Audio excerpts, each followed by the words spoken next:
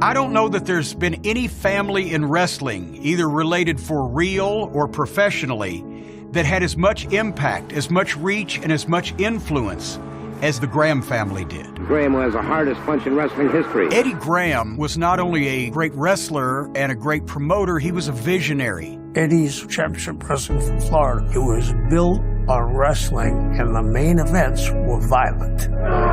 He gave the people the circus. Eddie Graham coming back into that ring after killing. Eddie Graham was a titan of professional wrestling who ruled his era and passed on his iconic legacy to his only son, Mike. The son of any great athlete, they've got the scrutiny on him. But Mike Graham didn't take shit off anybody. I think maybe he felt like he had to be as good as his father. Mike Graham followed in his father's footsteps to wrestling greatness and also descended into his own dark world of pain, addiction, and grief. The wrestling culture is very cutthroat. You have to have this thing about you where nothing's going to break you. He was under tremendous pressure from so many different angles. Mike kept shit to himself too, like his father. The apple didn't fall far from the tree. It all gets pushed under the rug. In certain families, who are you supposed to go to for help? The tragic legacy of a wrestling dynasty, haunted by self-destruction and suicide. It is with a deep sense of regret that I announce the untimely death of a friend, colleague, and a leader. It was like somebody dropped a bomb on all of us. Grandfather, father, and then the kids, that runs in the family genes, right? Once that spotlight's gone, or once you don't have that ring, like, it's emptiness. Championship Wrestling from Florida was one of the most respected and successful wrestling promotions of modern times. The legacy of the Graham family in Florida is they meant professional wrestling to millions of people all over the state for almost 30 years. One member of the Graham family was on the card or in the main event or behind the scenes in the glory years when they were selling 1 million tickets a year just in the state of Florida to see live matches. And their TV ratings were Super Bowl level. I guess I was used to it. Like, when you don't know what's different, it's just what your life is. And I just knew that that was a huge part of, like, my grandfather and my dad's life. I am Nicole Gossett, and Eddie Graham was my grandfather, and Mike Graham is my father. And that's Eddie Graham in the center of the ring now, his son Mike watching very carefully. Every Sunday, they'd have matches at the Eddie Graham Stadium. And the first phone call in the morning was my grandfather calling my dad to talk about the night. We'd wake up and we'd walk into, like, our family room to see who was crashed out on our couch for a little while, you know, because we had different wrestlers sleeping on our couch at times. Magnum TA Terry Allen, when he first started, he slept on our couch, and he was so sweet. And so I was pretty accustomed to having big, boisterous personalities and people around. The one that scared me was Andre the Giant. When he came, like, crouching through our front door, he freaked me out, yeah. I was scared. That was the family business. Everybody wanted to be on the roster of Championship Wrestling from Florida, both for the money, for the weather, for the girls, and also to learn from Eddie Graham. I'm Jim Cornette. I've had a 40-year career in professional wrestling, but for even longer than that, I've been a collector and an historian. Eddie could make you believe that he was the toughest man in the state of Florida, which is exactly what most of the fans believed. He just had a magnetism about him, and he was somebody that you wanted to listen to, and if you were working for him, you wanted to follow. A leader, a general. Well, I was born up in the Tennessee mountains, brother. If you didn't have heart and desire, you were finished to begin with. So I ain't gonna lay down and quit. That's my bottom line. There you have it. The comments from Eddie Graham. There goes a wrestler, and one hell of a man. Eddie was a legend in Florida. He could get a reaction just walking to the ring. My name is Kevin Sullivan. I worked for the Graham family for decades, and I've been a wrestler for over 50 years. Your nightmare is just starting. Eddie was about 5'10" and a half, wide shoulders, bleached blonde hair, and he just had a presence about nobody else was ever in his class. The genius of the business, our Einstein. Eddie was from the hills in Chattanooga. Very difficult life. His father died young. Eddie came up through the College of Hard Knocks. Just a good old tough country boy. My name is Dottie Curtis, and I am the wife of the late Don Curtis. Don was a very, very knowledgeable wrestler. Don and Eddie met back in around 52, I think it was. They became friends, and Eddie asked Don to come up here to Jacksonville, and he was the promoter up here for quite a few years. Now it's Graham with a good solid chop across the throat. Eddie Graham is probably one of the finest wrestlers that was around in his time. I don't think there'll ever be another Eddie Graham.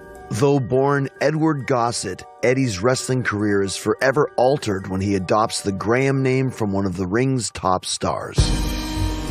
The originator of the Graham wrestling family dynasty was Dr. Jerry Graham. He had the bleached hair and he carried himself like a star, and what's more, he had the gift of gab. We will be the International Tag Team Champions as soon as that match comes off, and it's going to be the greatest match ever. Brother teams in New York were over at the time. But if you could find a guy that looks something like you, nobody's reading your birth certificate, just say it's your brother. Eddie Gossett was in Texas wrestling as Rip Rogers, and a lot of people told him, "You look like Jerry Graham." Jerry and Eddie connected, and in 1958, the Graham brothers, the Golden Grahams, as a team, ruled the roost in wrestling in the biggest TV market in the country, where wrestling is already red hot, being presented in the most famous arena in the world, Madison Square Garden. Dr. Graham has just the treatment for that tired, nagging backache. Eddie performs the surgery while Jerry looks on approvingly. If you could sell out Madison Square Garden, you could sell out anywhere. Eddie and Dr. Jerry made a fantastic duo, aided by everybody, and just really drew the crowds in. And just main eventing Madison Square Garden, they were probably making close to six figures per year in 1958 and 1959, and that would translate into somewhere over $1 million apiece in today's money. With money and fame to burn, Eddie and Jerry are box office sensations. But before long, Dr. Jerry's behavior outside the ring becomes even more notorious than his matches. Dr. Jerry Graham, as big of a genius as he was in wrestling, was an alcoholic, was mentally ill, and he got in a lot of trouble and caused a lot of trouble. Jerry Graham, to impress fans, used to light his cigars with $100 bills, or he would walk into a biker bar and walk right up in front of a guy and say, "Hey, my name's Balls, you got any?" But the most shocking incident involving Jerry Graham transpires years later in his hometown of Phoenix, Arizona. One day he got the word that his mother was sick and in the hospital. And he called the hospital and he told the doctor that his mother better come out of that hospital in good health. And then she died. So Dr. Jerry Graham shows up with a 12-gauge shotgun, a .38 caliber revolver, and an 8-inch long hunting knife, and appears in the intensive care unit where he fires a shot at the doctor, and then goes down the hallway and grabs the gurney that his mother's body is on. And as he's taking it down the hallway, here come the orderlies and the interns, and they're trying to tackle him. So he grabs his mother's corpse and slings her over his shoulder. And he's screaming, "I just want to take her and bury her." Jerry Graham was so good at his chosen profession, and he was also completely, utterly insane. After 2 years, Eddie Graham could not put up with being partners with Jerry Graham anymore, and he had to leave the greatest spot that he'd ever had. In 1960, Eddie uproots his family from New York and settles in Tampa, the hub of championship wrestling from Florida. He was a visionary. He said to himself, "I know my capabilities as a wrestler. I can get over here. I can be the star. And this whole thing can be bigger." And over the next 25 years, not only did he become the most successful wrestler in the history of Florida and the most popular, but he worked his way into being able to buy into the promotion, then taking it over completely and expanding wrestling in the state of Florida, and made it the place that everybody wanted to go to wrestle and to learn. Eddie probably bought the territory just knowing that he had the wherewithal, the brains, the connections with the talent to take the territory to another level. Hi, I'm B. Brian Blair, and I started wrestling in Florida in 1977. Got my start right here in Tampa. Blair has him up, the airplane spin. The Armory was hot. I would call it like Saturday Night Fever. It was so entertaining. Tonight, we're in a jam-packed Armory in Tampa, Florida, the home of championship wrestling. All the wrestlers from Championship Wrestling from Florida gave their all every Tuesday night at that place. Growing up in Tampa, these wrestlers were just huge. Fans would come up to them. We couldn't go anywhere without someone wanting to talk to my dad or my granddad. And it was telling that Eddie Graham would have continued good relations with Vince McMahon Sr. and later on with Vince McMahon Jr. He was someone that the other promoters all called to ask for advice. The president of the NWA, Eddie Graham, now describing the conditions in the contract. Both wrestlers are to post a... The National Wrestling Alliance was an organization of promoters from regional territories all over the country. There was no major decision made in the NWA without consulting Eddie Graham. He was president twice. He was well respected, but he was a complicated guy. Eddie would do some violent things. He was a tough person. You either did what he told you to do or you were out.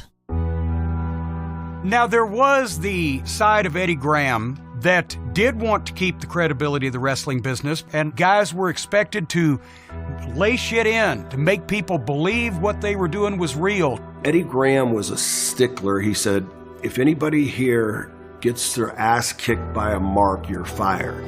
In other words, you get your butt kicked by a wrestling fan, you're out of here. You protect the business at all costs. I guess you could call it maybe a horror chamber down there at the sportatorium, but fellas would say they wanted to wrestle, and they figured all you had to do was get in the ring and perform.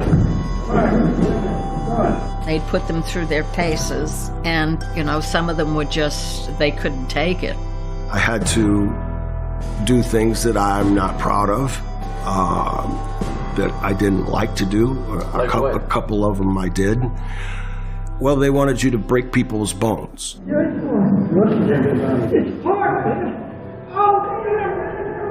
Somehow, this guy got booked for TV. He said, oh, I've worked some local shows. I'm a butcher by trade. And I see Eddie's ears perk up like a dog's.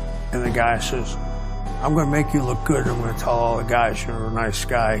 So the guy drifts off in the corner, and he said, if he doesn't come back bleeding, you're through.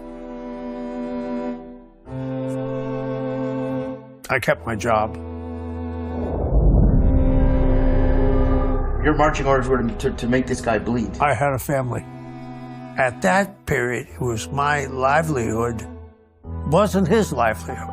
He was going to go back to that job no matter what. Worst thing I probably ever did.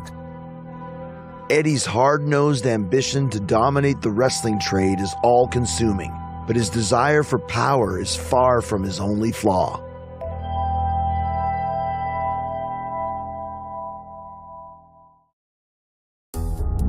Wrestler and promoter Eddie Graham is known for his unrelenting drive, limitless ambition, and his determination to legitimize the business. Eddie was a go-getter. He had a portfolio of a lot of property. He expanded outside of the wrestling business. He wanted to write checks rather than receive checks. Eddie wanted to elevate the perception of wrestling. That's where he started getting involved with the Boys Ranch and with charitable organizations in every town and every county in Florida. They're furthering amateur wrestling programs. Eddie was a rock star in Florida. I mean, politicians were kissing Eddie's ass. To be seen on Championship Wrestling from Florida when you're running for office was a big deal. And I'm sure Eddie got favors from that, too. Eddie was involved in everything. I think Eddie put a lot of pressure on himself. He never wanted to fail in anything he did. And for most of the things that he did, like flying and being a boatsman and that, diving, he was fabulous. His only problem was that alcohol got to him. One night, Eddie was drinking and decided he was going out on his boat. And his son, Mike, was panicking because he took off in the car. And so Mike, as a young boy, he got on his bicycle and he drove to a cross bridge over the water. And his idea was he was going to jump off that bridge and onto the boat because he was afraid his father would kill himself out in the water. And thank God he missed the boat. I mean, it wasn't there. Because if he'd have jumped off of that bridge, he would have possibly drowned in the water. That scared Eddie. That was one of his sobering moments, if you want to call it that. Mike idolized his father, and vice versa. I believe you told me that your own boy does quite a little wrestling. Well, yes, he does. In fact, I'm hoping he'll take the state tournament in the 95-pound division. How old is he? He's 10 years old. Even though he's a lovable father, he was demanding. He put high expectations on Mike. And then when my dad started wrestling, he obviously started wrestling under Mike Graham. So maybe that gave him a little bit more of a chip on his shoulder at times. At 222.5 pounds, Mike Graham. Mike Graham. He gave me all the tools to get as good as I could get before I turned pro. But even at that, the pressure really, and a lot of it came from him. And I loved going someplace where he wasn't going to be because I knew I could go out, I could wrestle, I could come back, and it wasn't constant scrutiny. My grandfather did throw my dad in the ring, be like, okay, let's see what you got. Graham breaking it up again, arm drag takedown. I remember my dad always saying, Nicole, don't worry. The bigger they are, the harder they fall. So he was not intimidated by anyone's size. Mike was shorter and didn't have the same over-the-top personality, but he had the wrestling knowledge in there from growing up with Eddie Graham. And there it is. There's a fall right out of the blue. Mike Graham. So he was a very good worker. He was in plenty of great tag teams, but the attention never went on him specifically. And to be honest, he didn't want to be the top guy. He didn't want to be the big star because people would have said it was because of his father. Mike swallowed a lot of shit, and let things go. He did it as well, if not better, than anybody I ever saw being a promoter's kid to blend in with the guys. And Graham after Kevin Sullivan. I had the pleasure of being his partner, and I had the pleasure of being his opponent. Can't believe this. They're going to hang him. I get violent, Sullivan. I'm waiting for you. If you got on Mike's bad side, you were on his bad side, and he wasn't going to back down. He knew the pressure he was under. He couldn't go home if he got his ass kicked. My grandfather was bloody all the time, right? My dad also was bloody.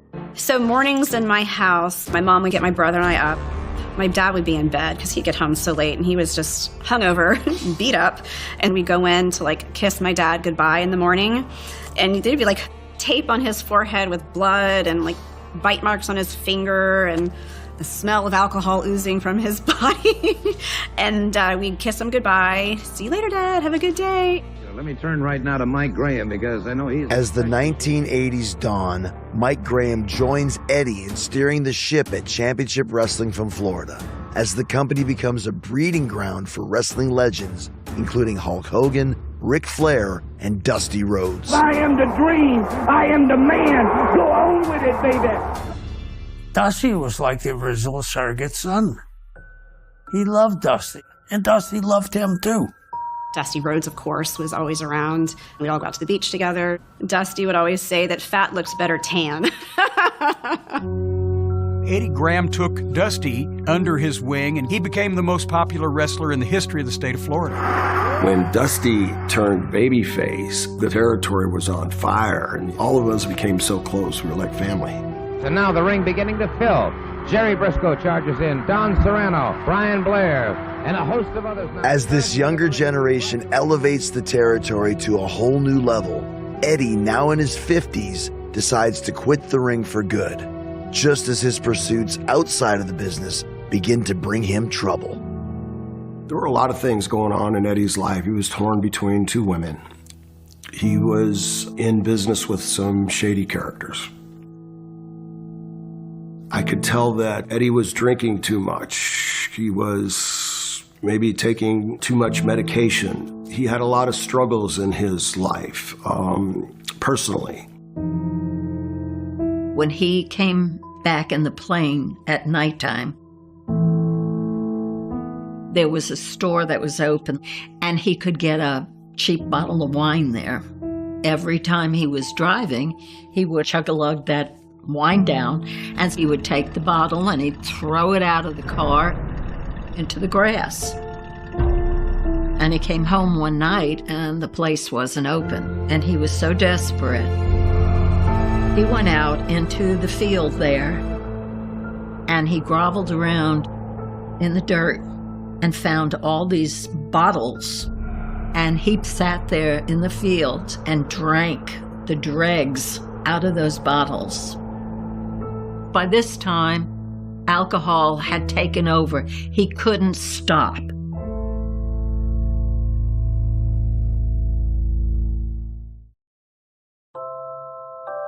Consumed by his alcoholism and burdened with personal and professional troubles, Eddie Graham struggles to find meaning beyond the ring.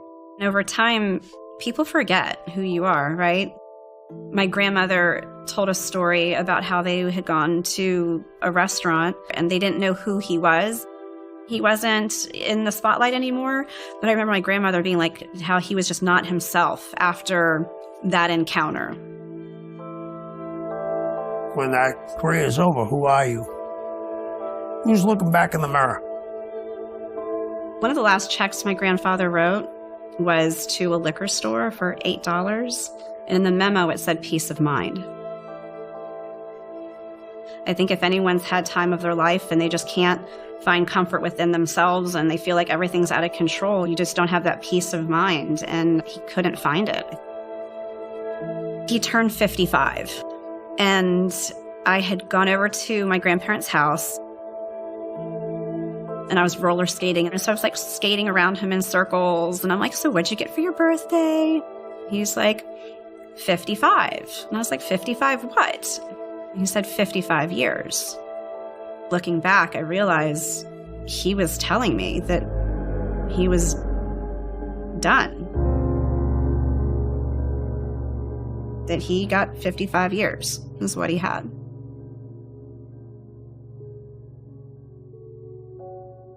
I was at the Super Bowl. The Miami Dolphins were playing the San Francisco 49ers.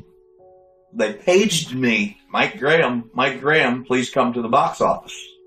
I walked into the box office and said, hey, my name's Mike Graham. Like, paged me. And the woman goes, oh, yeah, you got to call home. Call home. What's wrong? What's wrong? What's wrong? It's your dad. Dad? What's wrong with my dad? His wife, Lucy, went out, is what she told my daughter. And when she came back, he had shot himself not once, but twice. That's what I heard from what the coroner said, and I will spare you the gory details about the bedroom. He's in the hospital and he's hooked up to machines, and a family member has to say to unplug him or keep him alive. And I got back home the next morning and walked to the hospital, and Barry sat back in the corner, his head all bandaged up and everything. I said, well, it was no accident. So I looked at Mom and I said, Mom, you know, got to do it. He wouldn't want to be here like this. So we went out. I said, okay, bullet. And he lived about 5 minutes. It was shocking. I mean, everybody was in a state of shock. It is with a deep sense of regret that I announce to you at this time the untimely death of a friend, a colleague, and a leader, Eddie Graham.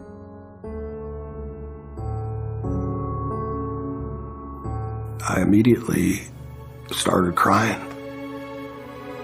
I couldn't believe it. I mean, why? Why, Eddie? Why would you do that to your son, to your grandchildren? We were young, but my brother was like, if he loved us so much, how could he do this? My brother was very attached to my grandfather. Yeah, very attached. I think that people knew he was depressed, but they never thought Eddie would go that far. He was keeping that to himself. I think he bottled a lot of it up because he didn't want people to know he wasn't as strong as his outside persona was. He realized that if he let people know he was weak, that there were people that would love to have just walked in and taken over. And I think he was probably fighting for the territory, too. We hear the news. Eddie Graham's dead. And holy shit, what's going to happen to Florida? We found out within a year, Florida was on its last legs. Vince McMahon was starting the national expansion in 1984, and the territories were going out of business because Vince was trying to suck up all the talent. When WWE started robbing the territories, Eddie saw the writing on the wall probably much earlier than most of the people did. A year before Eddie passed away, Yeah, the territory started struggling. yeah, big time. Tell me about that. Well, Dusty left. Took the whole crew with him. Dad had spent years getting Dusty over and creating Dusty Rhodes, but when Dusty left, he took half the territory with him. And that really made Dad mad. It was like he was almost trying to kill the territory for taking all the talent with him. In 1984, Dusty Rhodes leaves Florida to work for Jim Crockett Promotions. With the wrestling industry in chaos, Mike Graham is still reeling from his father's death when he inherits the daunting task of leading the territory. Mike picked up like a man, ran the territory, and, life went on. Mike was obviously attempting to fill his father's shoes. It wasn't just him trying to do everything, but it wasn't the same place. Where have you been? You've been home. Okay, shut up a second while. They even ran an angle after Eddie's death. The Freebirds were down there and they were trying to heat things up, and they thought, well, if we desecrate the memory of Florida's most popular wrestler ever, then the fans will hate us. It's like father, like son. You're both losers. Eddie would have wanted Mike to use his death in something that enhanced wrestling.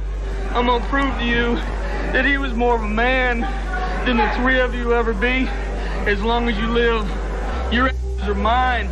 It was too far. It was too much. The fans could tell it was desperation because they could see the crowds had shrunk. At the time, things were already shifting. I guess cable TV was starting to come out, and my dad was just trying to keep it afloat. And no matter what he did, it wasn't going to quite stay afloat. Struggling under the weight of Eddie's absence, the once great territory lasts just 2 more years before closing its doors. Eddie would have been the only one to be able to save it because of all of the NWA promoters of every other territory in the country, the one guy that had the best relationship with Vince McMahon Sr. and would have had one with Vince Jr. was Eddie Graham, and he was gone. Mike and I were at a bar having a couple beers and just talking about his dad, and all of a sudden he broke down. And I could tell that his dad not being there weighed heavy on Mike every single day. Already grieving the death of his father and the loss of their family's wrestling empire, Mike Graham is soon to face another devastating tragedy.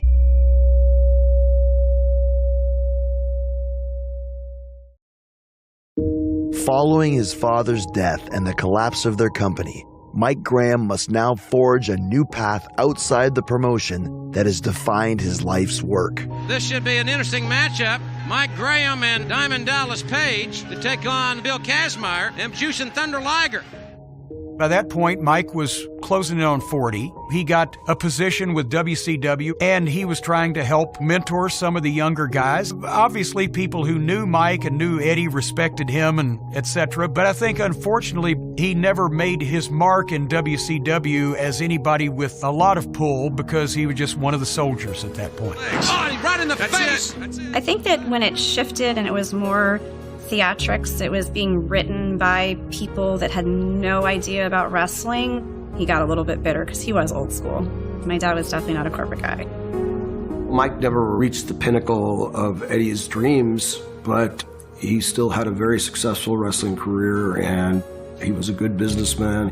He had a great lifestyle, lived on the water, had a multitude of boats, and he won a bunch of offshore races. My brother loved racing boats, and so my dad and brother actually got the chance to race a couple times. My dad never wanted to sit still. He would always be like, yeah, you sleep when you die. He got his first tattoo when he was 40, and it was like a skull with like fire coming out of the head and a lightning bolt going through it. And then underneath it, it said peace of mind. So my dad would always talk to my brother and I about it. Peace of mind. Like, if you don't have it, you have nothing. But like his father before him, Mike's search for inner peace often ends at the bottom of a bottle. He had 2 driver's licenses, actually. One legally under Mike Gossett and one under Mike Graham. So Mike Gossett got 1 DUI, then Mike Graham got 1. And then his drinking got so much worse. After my grandfather passed away, he was miserable, and he changed. Normally, my dad was not like that. He never showed that side to my brother and I. It was always just upbeat. More tough to like my brother, I think, because he wanted him to be a strong man.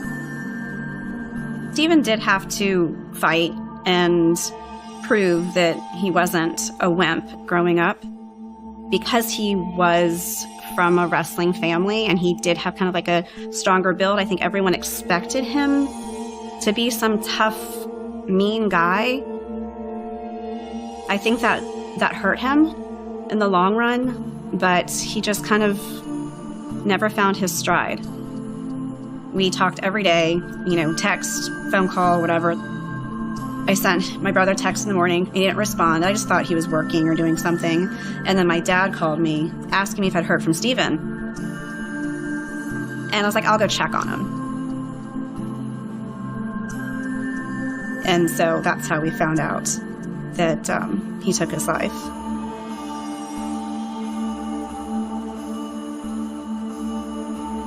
When I found my brother, I ran outside and I called my dad first. My dad was saying he'd be there. I'm like, no, don't come here, don't come here. And so once I was able to leave, I walked into the kitchen with my dad and he said, it's a good thing you found Stephen, because if I would have found him, you'd be burying both of us, because I'd have taken my life right then and there. It just floored me. I don't know what the demons were that got him. Again, now here's his sister, poor little Nicole, just distraught. His dad, everybody distraught, It just didn't have to be. I wasn't expecting it at all, because Stephen and I went through and saw how hard it was with my grandfather. We saw what it did to my dad. We saw how it absolutely destroyed our family. But with my grandfather doing what he did, I felt that it made it an option. It turned into something that my brother felt, he did it. Now we have my grandfather and my brother, who is my best friend, and I found my brother. So everyone was so worried about me. But I was worried about my dad.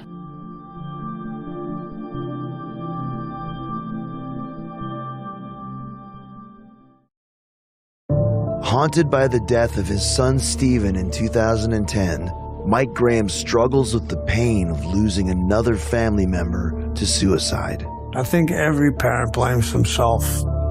He said, I must have been a shitty son and a shitty father. Pretty heavy. Sometimes we're our own worst critics, and we're hard on ourselves about different things.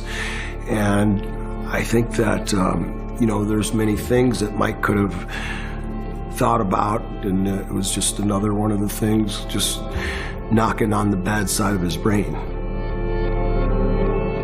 Between his dad and now my brother, he just absolutely was crushed. Mike and I were close, but we weren't that fuzzy, good feeling close. And he called me up and said, "Hey, you know I love you, right?" I said, "I love you too, Mike." And that was it. He hung up the phone. My dad met my daughter and I at a park, and I was like, "Dad, this ends with Steven." I'm like, "Look at her. She doesn't deserve this. What your dad did was horrible. What Steven did, we're never going to recover from it, but this ends now. Look at her. She doesn't deserve this." And he was like, "You're right, Nicole. You're right, Nicole. You're right." But less than 2 years later, he did the same.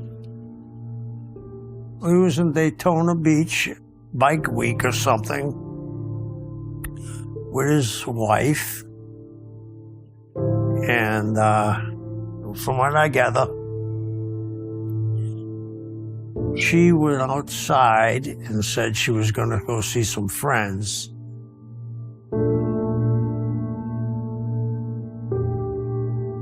When she got back and opened the door, simultaneously, she heard a gunshot. And there was Mike, dead in his son Steven's cowboy boots.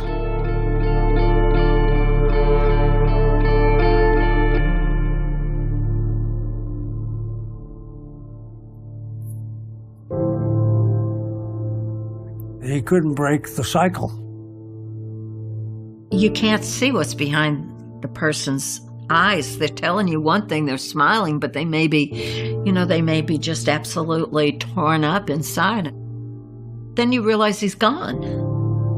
End of story, No more. There's no more. I mean, I was still trying to pick up the pieces after my brother. Again, it was less than 2 years apart between my brother and my dad. After the conversations I had with my dad, asking him, telling him, begging him, "Please, this ends with Steven," it was just a different level of pain. Mike had been away from wrestling for some time, and I hadn't seen him in years, but then the news comes out, and that was a shock. Even if you're not shocked at anything in wrestling, you still think, well, the same thing can't happen to two different generations. They can't do the same thing. And it happened to 3 generations. The same family, how much more can go on? The pattern of suicide that haunts the Gossett family reaches far beyond Eddie, Mike, and Steven. This heartbreaking cycle of tragedy actually spans 4 generations and 5 men. A lot of people don't know this, but Eddie's father killed himself. And also, Eddie's brother Skip killed himself. It's a very vicious cycle when you have more than one suicide. One suicide is one too many, but when you have multiple suicides within the same family structure, it's just tragic. My only explanation or thought, because I'm not a doctor, obviously, but is that when one happens, then it makes it viable for someone else when they're having a hard time. And also the fact that depression and addiction is hereditary. And unless you have someone step in and recognize it and get help and let them know that it's not normal what you're feeling, but it's going to be okay. That just wasn't quite happening in my family. Big time lesson to learn. Because it isn't just the people that go, it's the people that are left behind. Heavy burden for Nicole to carry and heavy burden for her daughter.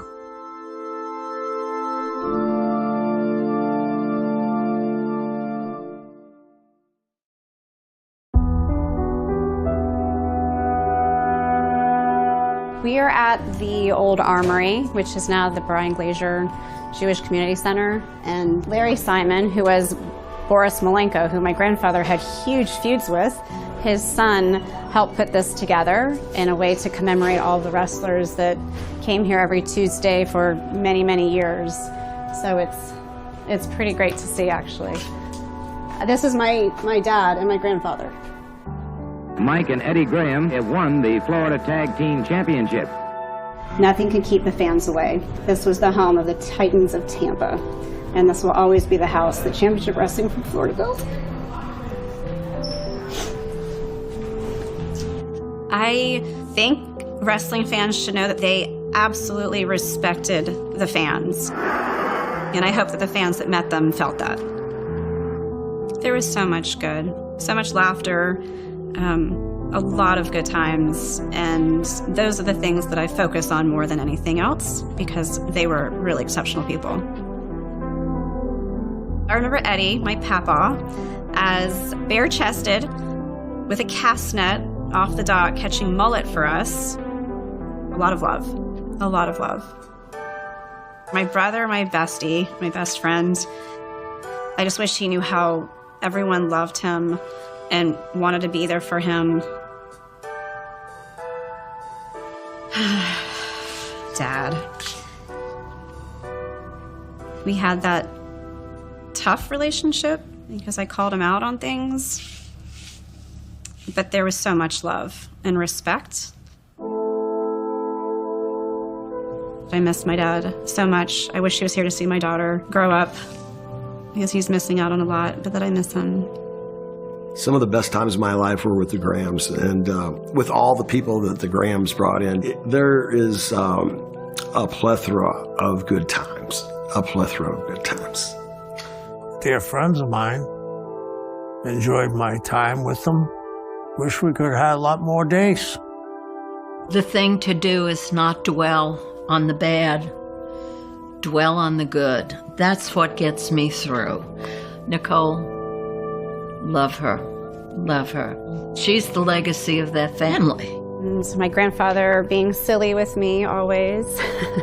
And it took me a while to get to a place where I felt like I could finally offer some type of assistance. And so I found the Crisis Center of Tampa Bay, and they offer amazing services. And I feel that I've come to a point in my recovery and healing that I can hopefully get a word out there that may strike a chord with someone to make them call for help, or survivors that are struggling to get out of bed because they've lost family members to know that they should live their lives to honor those that they have lost. There has to be a lesson to everybody that's watching this program that if you feel suicidal, there's help right around the corner. And I don't care who you are, somebody loves you, always. You have to just make that step by reaching out to someone just to say, something's not right. I'm having these thoughts. Just speak up is what I'd ask. You can have fame, family, money, but if you don't have that peace of mind, you have nothing. My grandfather and my dad clearly didn't have it, and my brother didn't have it, but it occurred to me less than a year ago that I have it. And I had been wanting to get a tattoo. I'm not a tattoo person. And all I wanted was my handwriting that says peace of mind and a semicolon, which represents mental health, suicide awareness. Very simple. And it's just an amazing reminder of where I've gotten with my life and how I feel and peace.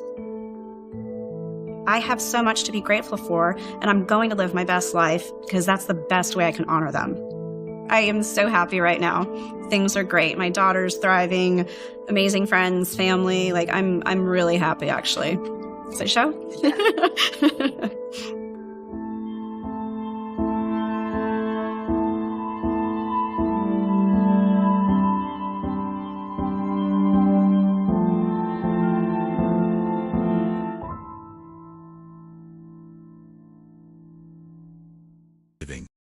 For Wanda Metcalf, a woman whose entire adult life had revolved around the principle of caregiving.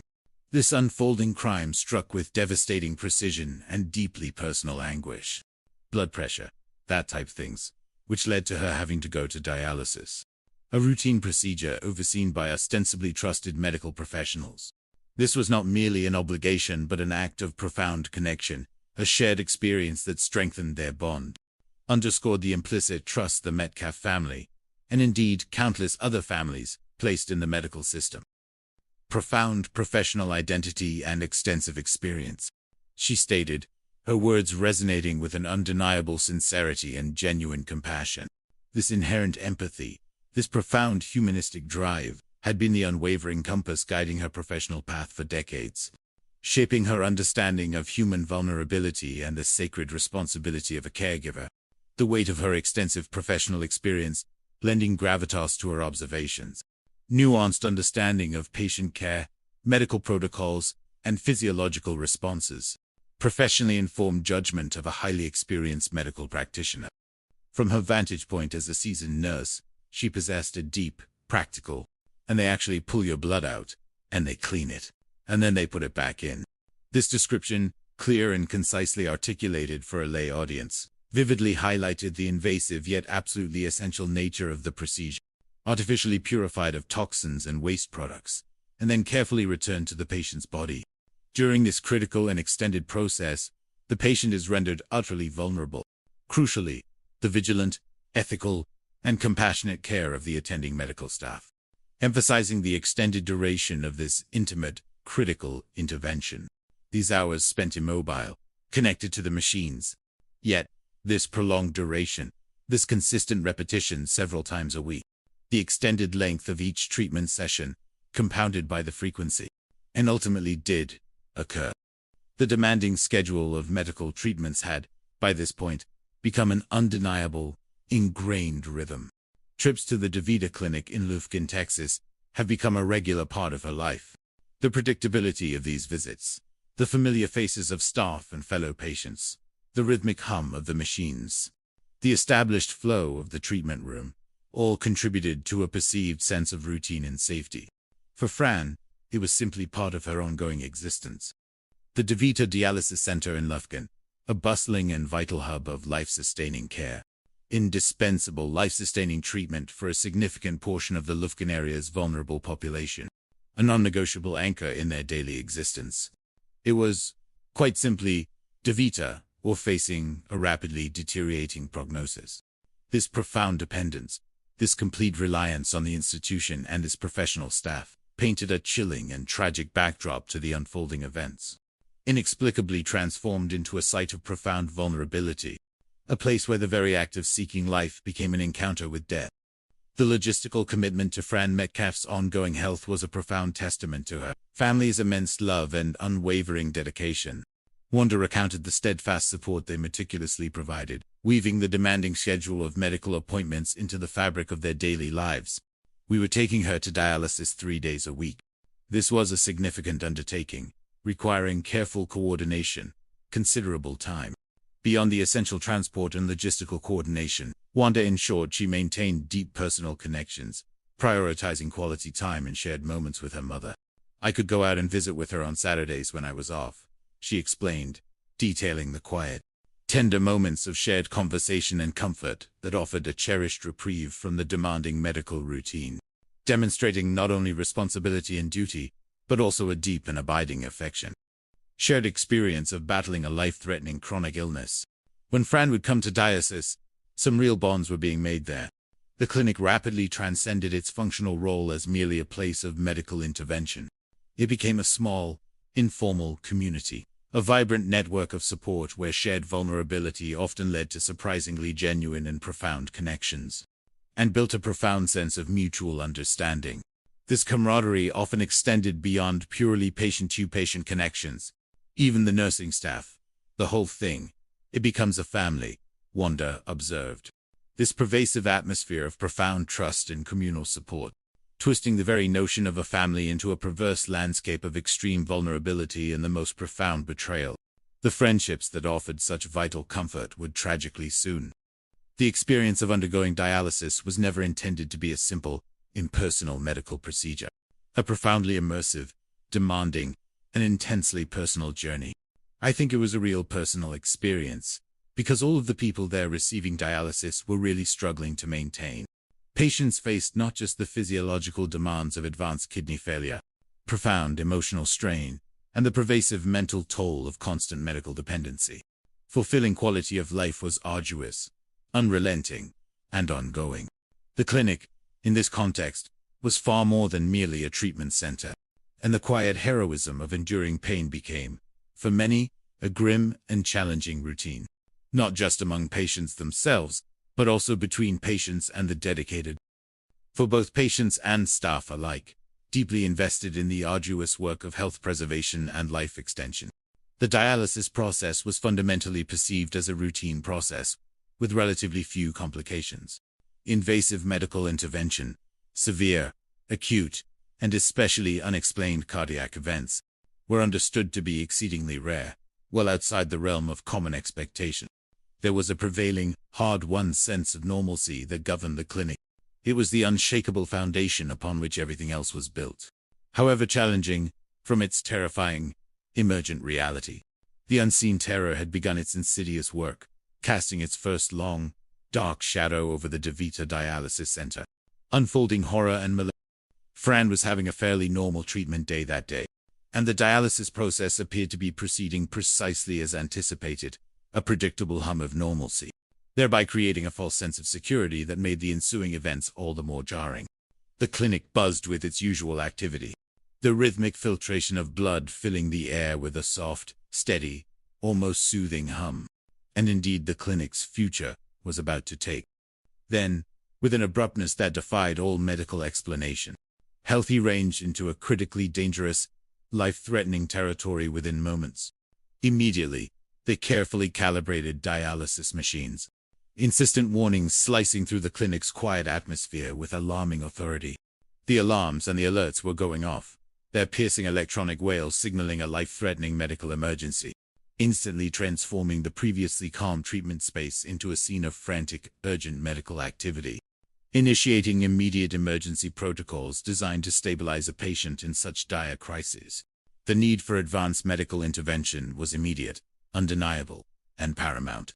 Without hesitation, they called an ambulance. It's small enough that the ambulance is less than 2 minutes away.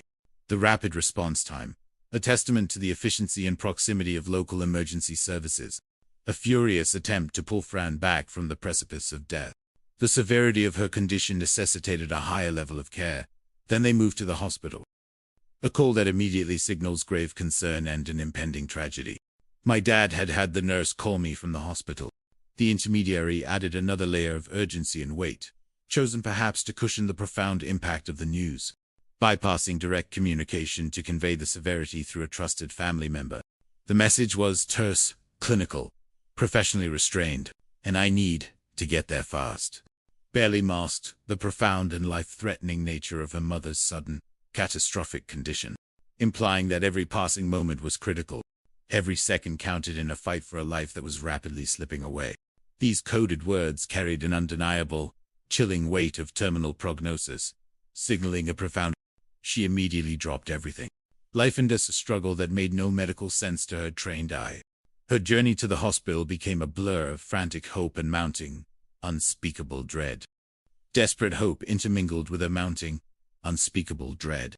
Any last tender moment, any comforting exchange that might have offered a modicum of solace.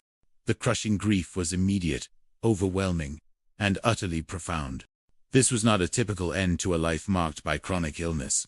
From my understanding, it is very rare for someone on dialysis to go into cardiac arrest, she reflected, articulating the deeply unsettling medical incongruity of the situation with precise professional judgment. The very purpose of dialysis, as she knew intimately, was to stabilize and improve patient health. Event as cardiac arrest, for a patient to suffer such a fatal reversal precisely during the treatment itself, was an insistent, clanging alarm bell resounding within her professional psyche. The personal shock was immense. Her mother was undergoing a procedure fundamentally meant to sustain and extend life. Her voice barely capturing the profound emotional disorientation of such an untimely and logically inconsistent death. This was simply not the expected, gradual progression of illness. Unwavering determination that would not be deterred. I just really want to know why this happened. It became the singular, driving force behind her relentless pursuit of answers. But to the horrifying discovery of premeditated malice, a calculated act of murder, masquerading as a medical crisis. Her demand for why was not just a lament. To fully grasp the magnitude of the tragedy of Fran Metcalf's inexplicable death. A life marked by remarkable inner strength and quiet fortitude in the face of persistent, severe adversity. Fran Metcalf was born on August 3, but one profoundly shaped and forever marked by the early onset of a devastating illness. My mother had polio at a very young age, Wanda recounted, explaining the genesis of her mother's lifelong physical challenges. This devastating viral infection. So she struggled with mobility and had to have braces on her legs. Daily reminder of her physical limitations were a constant companion, teaching her resilience from a tender age. Her mobility, a fundamental aspect of daily life, was severely restricted.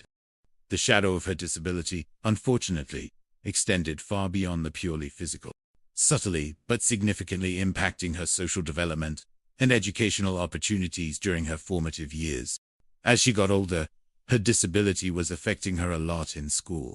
The inherent demands of a traditional classroom environment, coupled with frequent, presented significant and often overwhelming hurdles, further shaping the trajectory of her young life. She spent a lot of time in the hospital, far from her home, away from the comforting familiarity of family and friends, underscored the profound emotional and social challenges of her early years. Something deeply positive that emerged directly from adversity, that showcased her capacity for love and connection. Fundamentally characterized Fran Metcalf's resilient youth, that a remarkable twist of fate profoundly unfolded, proving that even from hardship and personal vulnerability, love can blossom with unexpected beauty and unwavering strength.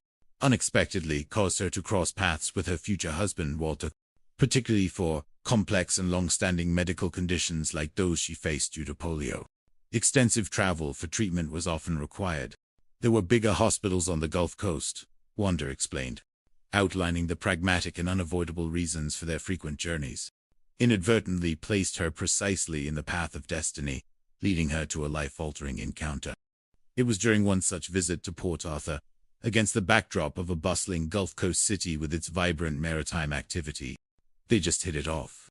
He was good-looking, and Mother fell head over heels in love. The swiftness and profound depth of their mutual affection were clear and undeniable, necessarily dictated the accelerated pace of their courtship and their love story was a whirlwind of profound connection, deep mutual attraction, and practical necessity. A testament to a bond strong enough to bypass typical social timelines and accelerate the pace of romance, built on mutual admiration and an ardent desire for a shared future, providing Fran with a true silver lining to her enduring health struggles. Anchored by a deep and abiding affection, successfully built a loving, bustling home, a powerful testament to their enduring partnership and unwavering commitment to one another. Together, they proudly raised 4 children, and their lives unfolded with the familiar, universal joys and challenges of family life, firmly anchored by their deep commitment to one another and to the nurturing of their burgeoning family. One of their children, their thoughtful and compassionate daughter Wanda. Intimate journey through the complex world of health challenges. Wanda went on to become a nurse, dedicating her entire professional life, perhaps unconsciously fulfilling a vocational dream her mother herself could not physically pursue. Wanda, with a reflective, tender empathy, often mused upon the undeniable. I think that mother would have loved to have been a nurse, and a powerful nurturing instinct that permeated her very being. The stark physical realities of her mother's long-standing polio, and its subsequent, but she had some vision problems. Again, the mobility problems, Wanda clarified, acknowledging the practical and debilitating limitations that regretfully closed off that esteemed career path for Fran. Meticulously instilled a profound sense of care, duty. This was not just a momentous occasion for Wanda, but a deeply shared triumph for both mother and daughter. Celebrating achievement despite the educational hurdles Fran herself had once faced. And in the more mundane, yet equally profound, she was there to bring me a cup of coffee at night when I was studying just to make sure that I had everything that I needed. Her energy and capacity for involvement, remarkably sustained despite her lifelong physical challenges. An indispensable figure in the family's active social and celebratory life, celebrating their every milestone and reveling wholeheartedly in their youthful exuberance. Her voice of familiar and beloved sound in the bleachers, always offering encouragement, applause, and unwavering support.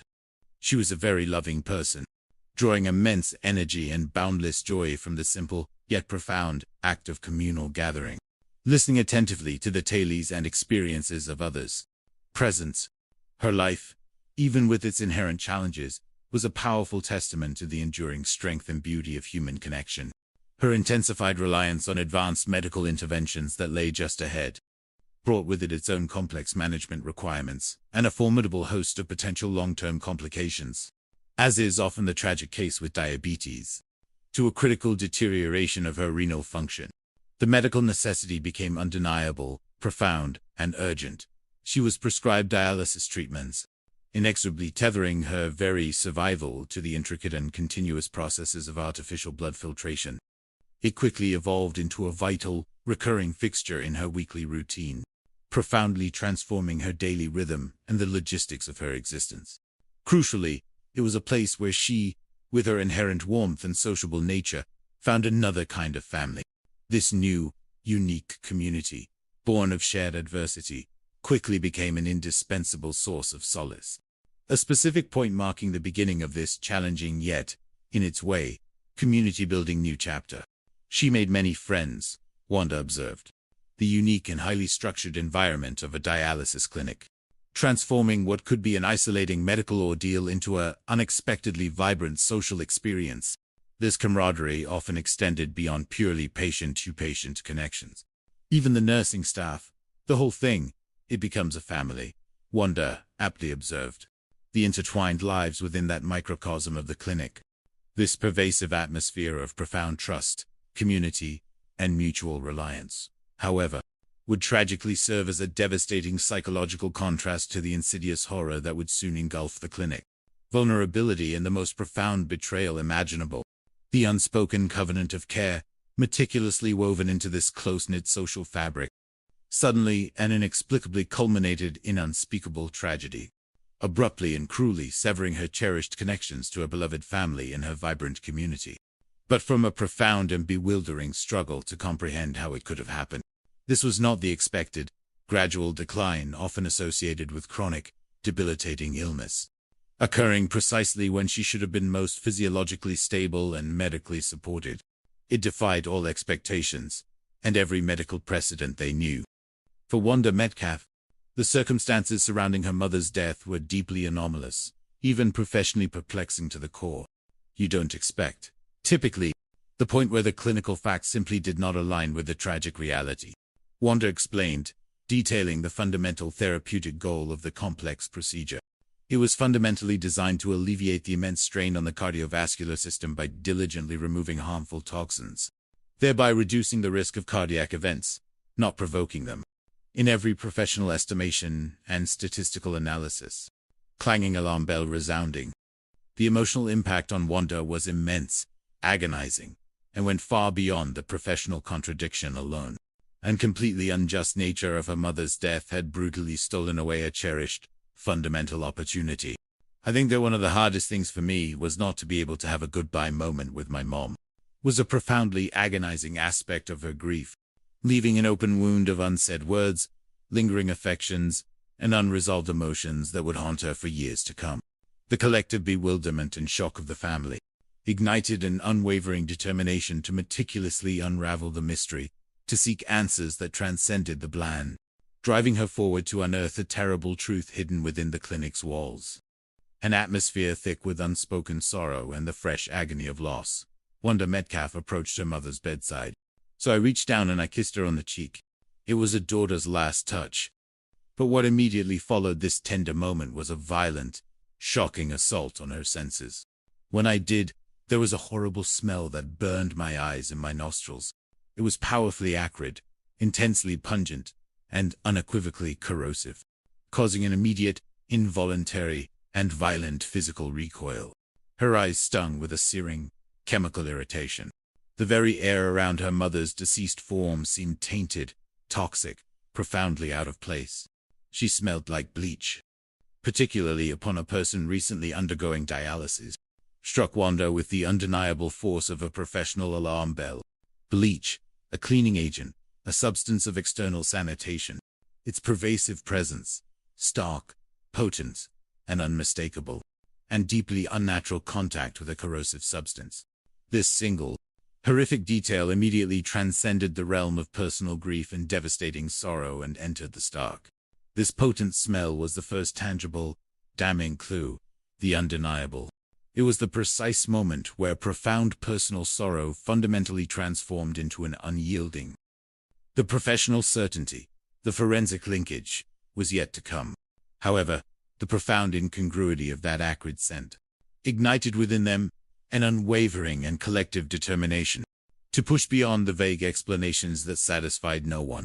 This wasn't merely a grieving family, community-wide calamity that stunned Lufkin to its core. For, as the grim, unsettling details of that day began to slowly unfold, a chilling, almost impossible coincidence emerged. A pattern so stark it defied every statistical expectation of medical probability and randomness. Unfortunately, Fran wasn't the only death at the clinic that day. A second life, taken under similarly inexplicable, emergent pattern of fatality that could not be ignored. Resilient fabric of the Lufkin community, representing another cherished pillar of local life. Claire Strange was a grandmother, a deeply cherished and respected figure in her family, much like Fran. She was born during the tumultuous era of the Great Depression, and an unshakable approach to life's numerous challenges. A testament to a deep dedication, unwavering strength, and enduring work ethic, contributing tirelessly to the agricultural backbone of the region.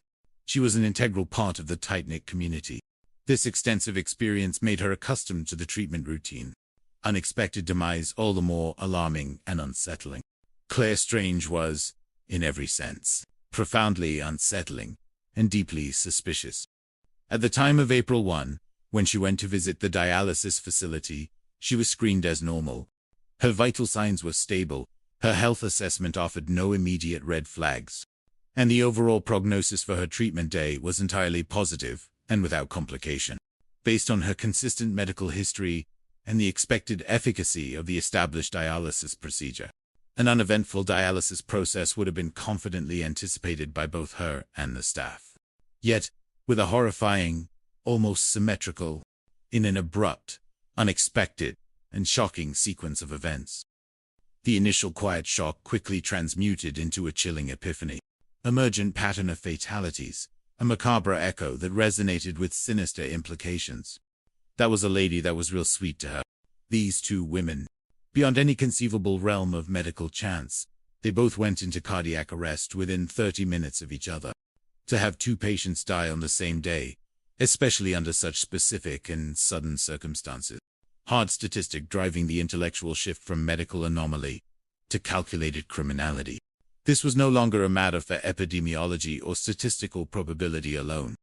The collective understanding among both medical staff and law, or what technical error occurred. The investigative focus had pivoted sharply, with chilling implication. A terrifying relentlessness that defied all attempts by the clinic and local authorities to identify and stop them. The efficiency. A precise mechanism of harm that left little to no chance for survival or recovery. It was a killing machine, but not a mechanical one. And then, amid the mounting terror and the frantic, delivered by the courage of observant patients themselves, benign act of clinic maintenance was now recalled by terrified witnesses with a stark, terrifying clarity that transformed it into crucial, incriminating evidence. Room suddenly stood out as a beacon of profound malady, a clear visual anomaly amidst the mundane routines of patient care. This was not the expected action of a doctor administering life-saving medicine. Premeditated act witnessed by the very vulnerable individuals whose lives were being threatened. The seemingly routine object, a cleaning bucket filled with bleach, became, in that moment, a reservoir of potential poison. The common medical instrument, a syringe, a symbol of healing, became a weapon.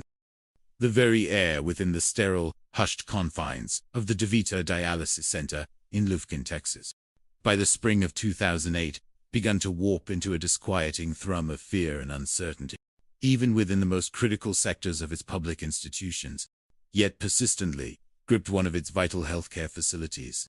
This was a clinic dedicated to the intricate, a sanctuary where patients entrusted their very lives to trained professionals and sophisticated machinery.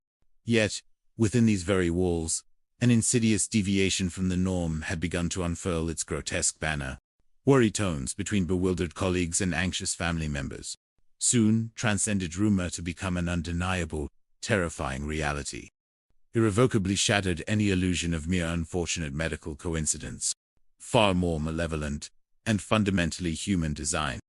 The dedicated staff, individuals who had consciously chosen a profession rooted in compassionate care, found their professional composure slowly, relentlessly, fraying. Employees of the facility were on edge, their smiles now hesitant. The weight of unanswered questions, the gnawing anxiety that clung to every interaction, pressed down on them relentlessly. Was a critical piece of protocol being missed? Was a virulent pathogen, perhaps a novel strain resistant to all disinfectant? Or a far more chilling and unsettling possibility? Flaw in their supposedly life-saving machinery, transforming it into an unwitting instrument of death, a terrifying paradox of care. The questions were endless, relentlessly plaguing their minds. Predictable rhythm of their work into a crucible of profound dread. The implicit safety of their profession and the inherent security of their institution. Unspoken, understanding that permeated the rows of treatment chairs. A chilling current that flowed almost telepathically between those who gave care and those who received it. Were acutely aware that something was amiss, something was profoundly, terribly wrong. Accustomed to detecting the most subtle nuances of their own fragile physiological states. Urgent conversations among doctors and administrators held just out of earshot in the corridors. A subtle yet pervasive current of fear and uncertainty that now permeated the very air they breathed. Deeply uncertain space, a terrifying lottery of life and death, and they were left to play its horrifying draw. And quite literally, chemically dissolved, leaving behind a bitter, lingering residue of fear. Confidence, and operational order within the beleaguered clinic. A series of rigorous internal audits had been immediately commissioned. From the mundane routines of linen management to the intricate mechanics of the dialysis machines themselves. Extra nurses were brought in, their presence adding another layer of visual oversight, hoping to detect any anomaly. Monitoring protocols were tightened to unprecedented levels. Was placed under an intense, unforgiving magnifying glass, desperately searching for the elusive source of the recurring deaths. It was a comprehensive, almost frantic, effort to staunch the flow of precious lives being so inexplicably extinguished. Yet, with a chilling defiance of all logical intervention, and every desperate, even under the changes in policy procedure, the deaths still continue, resistant to heightened surveillance, and mocking all administrative safeguards. Began to whisper of a darkness far deeper than mere negligence, accidental contamination, or an elusive technical malfunction. The baffling, continued sequence of fatalities, now explicitly venturing beyond the standard scope of internal medical review and squarely into the far more, ultimately reveals evidence of an intentional crime. The word crime, stark and heavy with menace, irrevocably replaced the clinical lexicon of complication or incident. This was human-engineered evil, cold, premeditated, and utterly horrifying in its calculated precision. Steely determination to uncover the source of such depravity and bring it to justice. Testimony of family members who had gone to Fran Metcalf's bedside to bid their loved ones farewell. An unmistakable chemical signature of violent, unnatural intervention. There was a horrible smell that burned my eyes and my nostrils like bleach. The acrid, biting scent, so profoundly incongruous with the usual. The subtle temps of sterile linen, the background scent of illness, brutally assaulted the senses with its chemical savagery. It was a smell intrinsically designed for aggressive purification, to linger intimately on the skin of a dying or deceased loved one. Raw, intensely stinging, and unequivocally cold. Her nostrils had flared with a sharp, painful sensation, as if she had just inhaled a potent, corrosive irritant directly into her delicate nasal passages.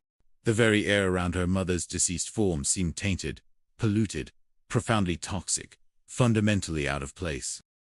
This specific, powerful, and overwhelmingly persistent odor, so profoundly out of place on a human body in any medical setting, struck Wanda with the undeniable force of a blaring, internal, professional alarm bell. Bleach, a ubiquitous cleaning agent, a substance of external sanitation and hygienic eradication, had absolutely no legitimate or innocuous reason to be intimately associated with her mother's final repose. Directly contradicted to every expectation of a natural death or even a purely unforeseen medical complication. And undeniably caustic, powerfully signifying direct, proximate. For Wanda, and profoundly disturbing domain of undeniable forensic evidence. irrevocably shifting the understanding of Fran Metcalf's death from an unexplained heart attack. The seemingly innocuous, tender act of a final, loving kiss had, leaving an indelible stain on the Metcalf family's grief and forever altering their perception of trust and vulnerability.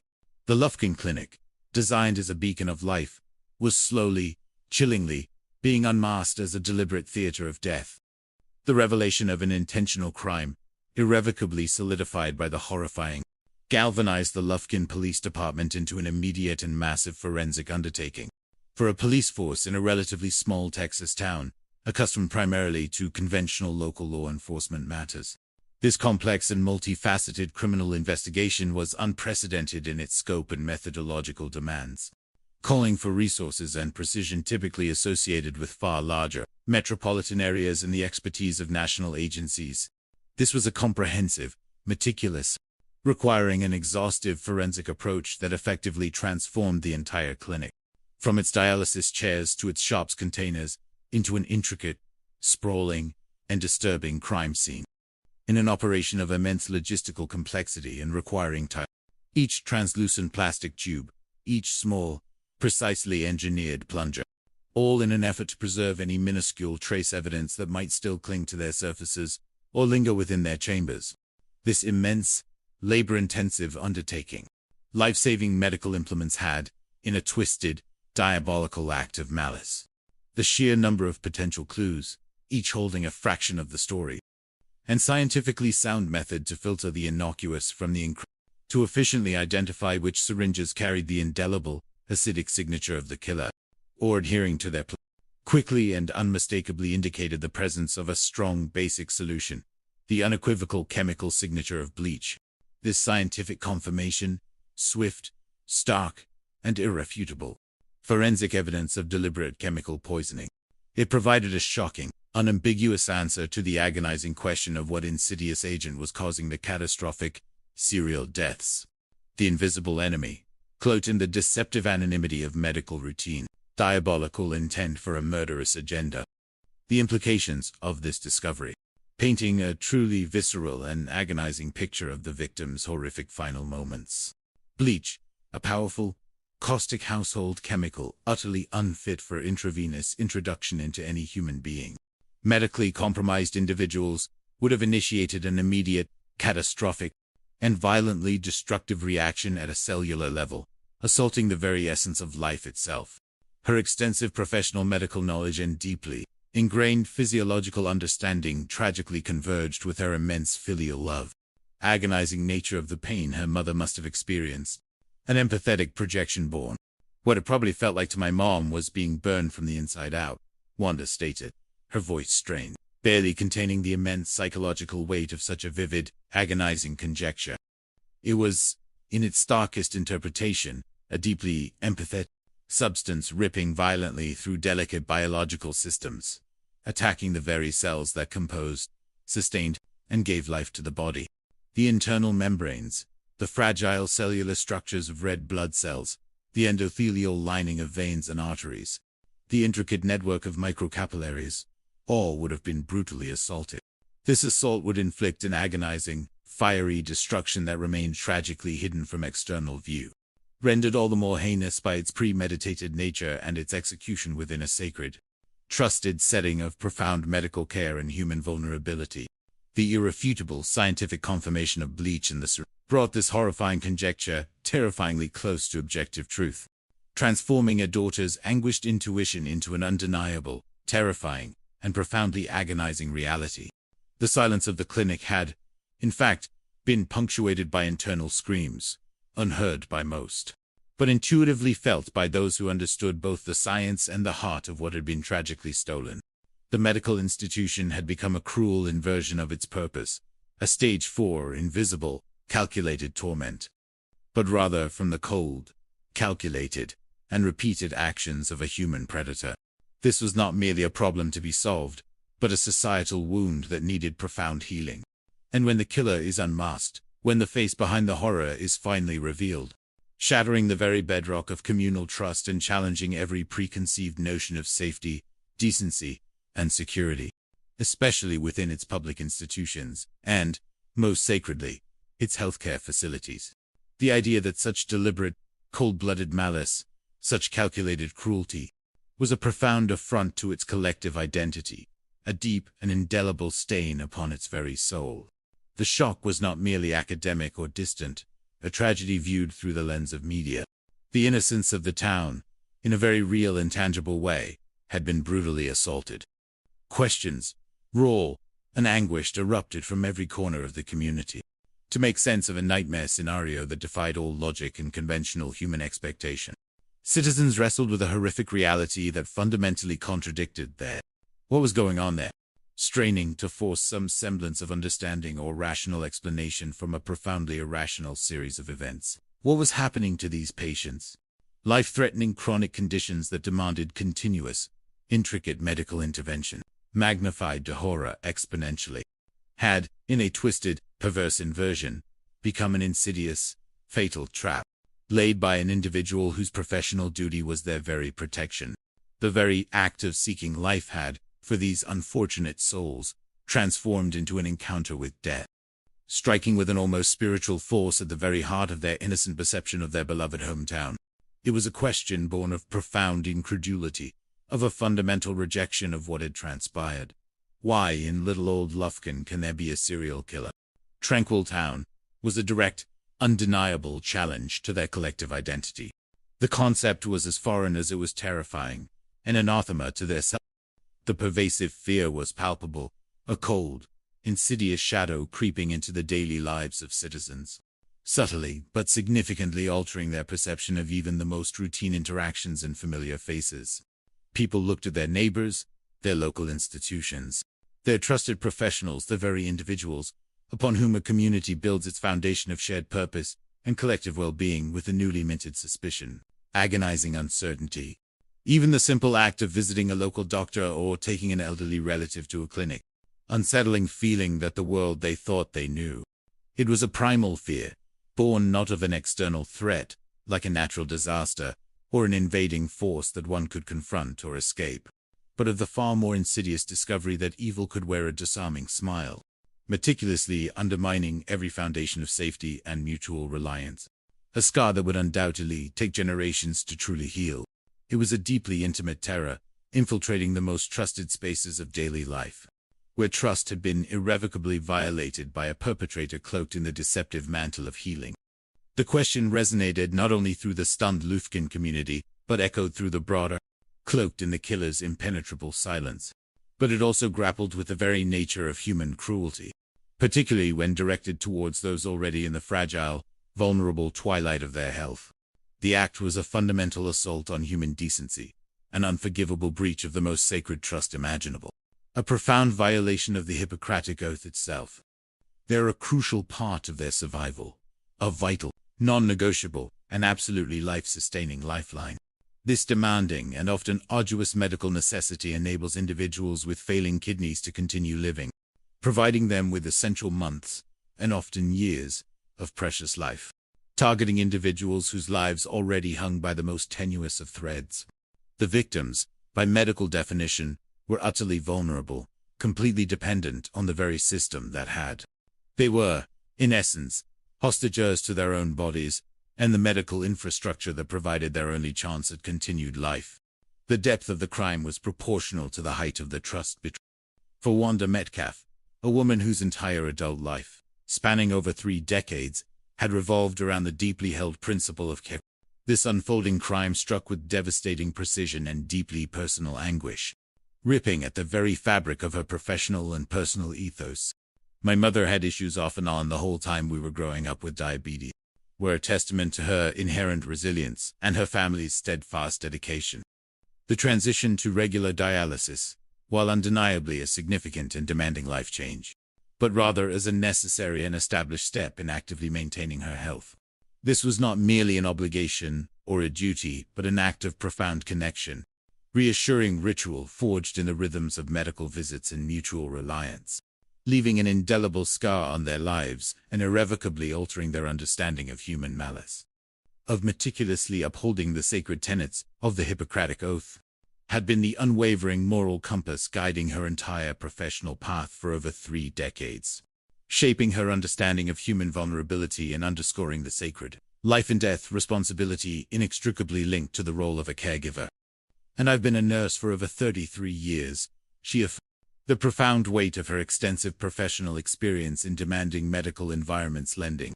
This more than 3 decades in the complex and often emotionally draining field of nursing had not only granted her an intimate, of meticulously followed medical protocols, of intricate physiological responses to treatment and illness, but it had also, crucially, her initial shock, a deep-seated professional unease, and her escalating suspicion regarding the sudden catastrophe. They were the seasoned, statistically improbable deviations from expected medical outcomes. This blend of profound personal loss and professional acumen would prove to be a powerful, and the one that would tragically become the scene of a murder. It meticulously explained the delicate balance of cutting-edge technology and human physiology, and then carefully, precisely, returned to the patient's circulatory system, their vital fluids circulating outside their physical form, completely dependent on the precise, unwavering function of the technology and almost ritualistic duration of this intimate, critical intervention, while essential for patient survival, also tragically provided an extended. The predictability and regularity of these prolonged treatment sessions, compounded by their sheer frequency, proved to be a key operational factor that the emerging criminal investigation would have to meticulously consider, tragically highlighting both the ample opportunity for such nefarious acts to be carried out covertly, turning a life-sustaining routine into a calculated period of extreme vulnerability. The profound dependency created by the treatment was a woman whose life had been characterized by a quiet, unwavering resilience, a profound sense of purpose, become an undeniable, ingrained rhythm, a part of her very existence. Trips to the DeVita Clinic in Lufkin, Texas, had unequivocally become a regular part of her life. These were not merely casual errands or inconvenient appointments that could be rescheduled at whim. They were essential pilgrimages, 3 days a week, a steadfast, her deep desire to remain connected to her family and community, the rhythmic hum of the sophisticated machinery that was literally keeping her alive, the established consistent flow of the treatment room, a comfortable and almost comforting pattern born of dire medical necessity. For Fran, it was simply an enduring and essential part of her ongoing existence. It was far more than just another building housing medical equipment, or merely a collection of clinicians. It stood as a bustling and vital hub of life-sustaining care. Indeed, it was one of 2 large dialysis centers that take care of patients who've got kidney failure, underscoring its absolutely critical near-monopoly role in providing this specific, indispensable life-sustaining treatment for a significant portion of the Lufkin area's vulnerable population. The clinic represented their only viable option for continued survival, a non-negotiable anchor in their daily existence. There were no other convenient, local alternatives offering such highly specialized, continuous care in the immediate vicinity of DeVita, or facing a rapidly deteriorating prognosis and a swift, agonizing end. This profound dependency, this complete and utter reliance on the institution and its ostensibly ethical, professional staff, painted a chilling and tragic backdrop to the unfolding events that would soon plunge the town into terror. What was fundamentally supposed to be a place of healing, a sanctuary of reliable, inexplicably transformed into a site of profound, insidious vulnerability, subtly concealing a terror that would shake the very foundations of trust in the small Texas town. A place where the very act of seeking life became an encounter with a meticulously planned death. Wanda meticulously recounted the steadfast support they lovingly and diligently provided, seamlessly weaving the demanding schedule of regular. We were taking her to dialysis 3 days a week, she stated, highlighting the sheer logistical scale of this ongoing undertaking, requiring careful coordination, considerable chunks of precious time from various family members, beyond the essential transport and logistical coordination, offered a cherished reprieve from the demanding and often isolating medical routine. I could go out and visit with her on Saturdays when I was off, and comforting presence that provided invaluable emotional sustenance to both mother and daughter. These visits were precious, a testament to the enduring strength and resilience of their familial bonds, abiding affection that transcended the burdens of illness, an often emotionally taxing environment of the dialysis clinic. An unexpected facet of deep human connection profoundly blossomed and even thrived, naturally fostered a unique camaraderie and a profound, palpable sense of community among the patients themselves. When Fran would come to dialysis, some real bonds were being made there. For Fran, with her inherent warmth, her innate sociability, and her deeply loving and communicative personality, the clinic rapidly transcended its purely functional role as merely a sterile place of medical intervention. Empathetic network of vital support, where shared vulnerability often led to surprisingly genuine, often engaged in quiet, intimate conversations, and collectively built a profound sense of mutual understanding and shared resilience. Frequently extended beyond purely patient-to-patient connections, it quite often encompassed the entire clinic environment, including the dedicated caregivers themselves, even the nursing staff. The whole thing, it becomes a family, Wanda aptly observed, her words capturing the deep emotional investment made by both the vulnerable cared for and the dedicated caregivers. Codependent lives within that close-knit microcosm of the clinic, an almost grotesque counterpoint to the insidious horror that would soon engulf the clinic, transforming a presumed safe haven into a terrifying, inescapable landscape of extreme vulnerability, profoundly setting the stage for the most unimaginable and deeply personal betrayal. The friendships that offered such vital comfort and emotional solace, forged in the crucible of shared medical challenge, turning what was once a bastion of support and safety into an insidious, terrifying, an inescapable trap where the bonds of care were weaponized for lethal intent. So aptly observed, a profoundly immersive, demanding, and intensely personal journey. It was a rigorous commitment, not a casual elective. I think it was a real personal experience, because all of the people there receiving dialysis were really struggling to maintain. Patients faced not just the immense physiological demands and relentless progression of advanced kidney failure, and the rigorous discipline of a medically restrictive lifestyle, and the pervasive mental toll of constant medical dependency, an inescapable reminder of their fragile mortality. Each stretch for a treatment session an absolute, non-negotiable necessity for their continued survival. And the arduous fight to preserve even a semblance of a normal, fulfilling quality of life was grueling, unrelenting, and ongoing. Invisible struggle for survival, a sacred space where vulnerability was implicitly shared. This profound, shared intimacy naturally fostered a deep sense of empathy, but also between these vulnerable patients and the dedicated and often emotionally taxing care, an interwoven community of caregivers and patients bound by shared purpose and vulnerability. For both patients and staff alike, deeply invested in the arduous and vital work of health, preservation, and life extension, and professionally managed as a routine procedure with relatively few complications.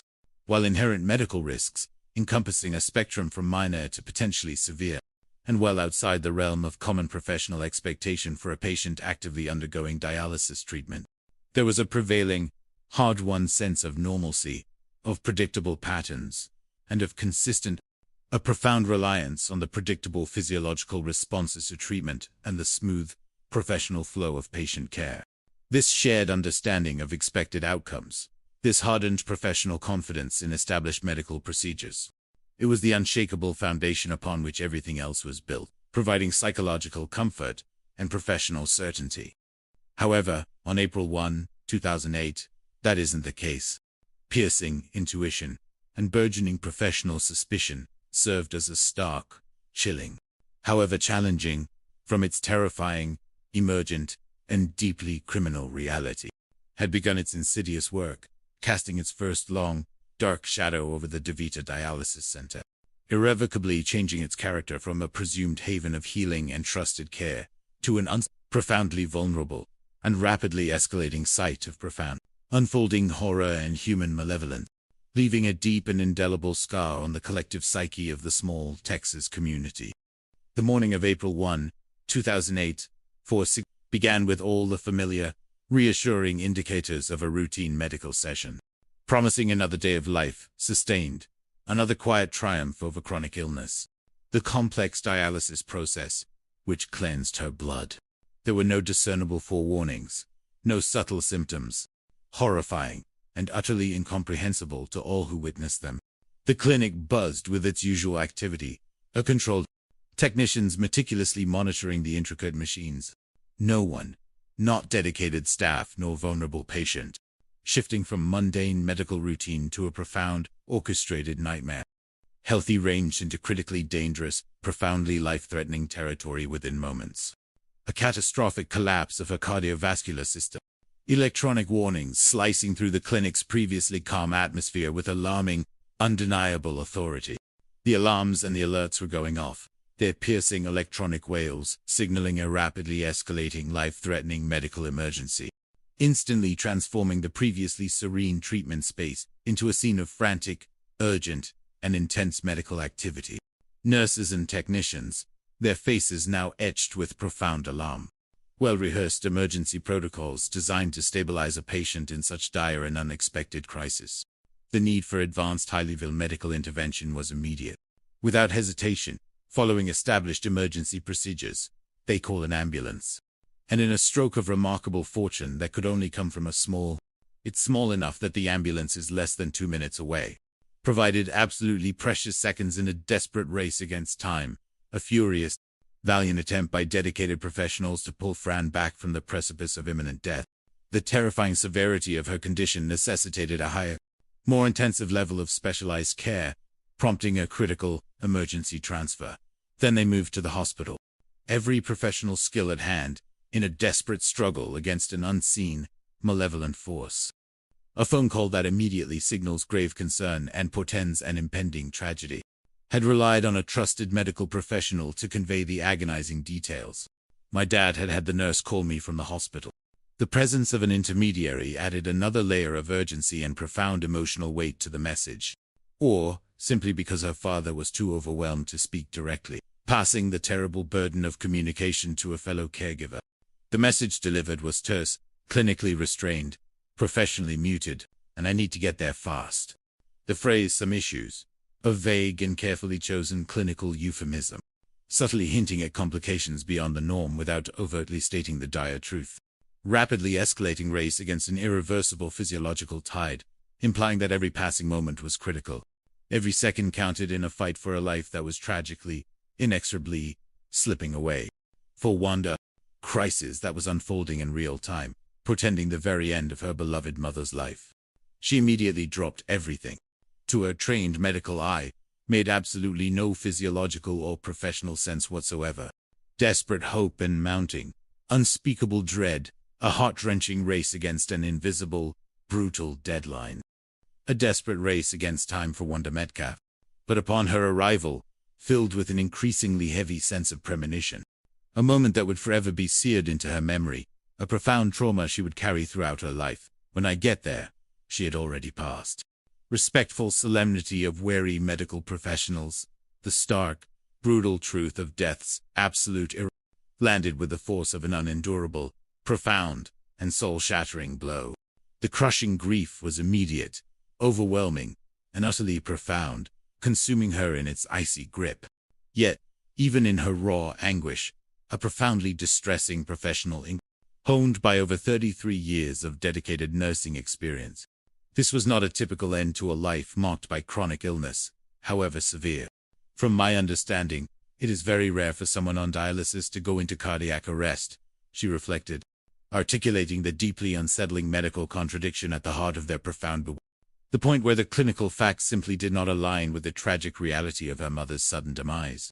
The very purpose of dialysis, as she knew intimately from her decades of professional practice, was to stabilize and improve patient health, inevitably lead to such a catastrophic and sudden event as cardiac arrest. Was, in her extensive professional experience and across every statistical analysis she was aware of, clanging alarm bell resounding not only within her own professional psyche, but mirroring the growing collective unease of the entire. The personal shock was immense, radiating far beyond the immense grief of losing a beloved mother, and utterly incomprehensible nature of her passing under such specific and bewildering circumstances. To preserve health, not too abruptly and inexplicably ended without warning. This was simply not the expected, gradual progression of illness. It felt profoundly wrong. A fundamental violation of core medical principles and the sacred bond of human trust inherent in patient care. Unshakable, professional, medical unease quickly crystallized into a fierce, unwavering, and utterly relentless determination that would not be deterred by platitudes or superficial explanations. I just really want to know why this happened. It became the singular, driving, indefatigable force behind her relentless pursuit of answers. however devastating, but to the horrifying discovery of premeditated malice. Her insistent, unyielding demand for why was not just a lament, revealing a darkness far more profound than any illness. And to profoundly understand the depth of the injustice woven into her final moments, it is absolutely essential to examine the long, resilient, and remarkably courageous arc of her life. Fran Metcalf was born on August 3, and from her earliest, tender years, fate had cruelly intervened, as very quickly she faced serious health issues that would shape her entire existence. Her childhood was not one of carefree innocence and boundless play, widespread illness. "My mother had polio at a very young age," Wanda recounted, meticulously explaining the genesis of her mother's lifelong physical challenges. "Had an insidious, profound, so she struggled with mobility and had to have braces on her legs. These cumbersome, often uncomfortable, and conspicuously visible braces, forcing her to confront and courageously overcome profound physical obstacles that others, less afflicted, effortlessly took for granted. Each step, each deliberate movement, was a testament to her profound willpower, an act of sheer determination. The persistent shadow of her debilitating disability, unfortunately, extended far beyond the purely physical, an overall quality of life during her formative and crucial childhood and adolescent years. As she got older, her disability was affecting her a lot in school. Painful physical therapy sessions designed to restore some degree of function collectively presented significant and often overwhelming hurdles that hampered her academic and social integration. Her education was not great, Wanda observed with a note of poignant regret.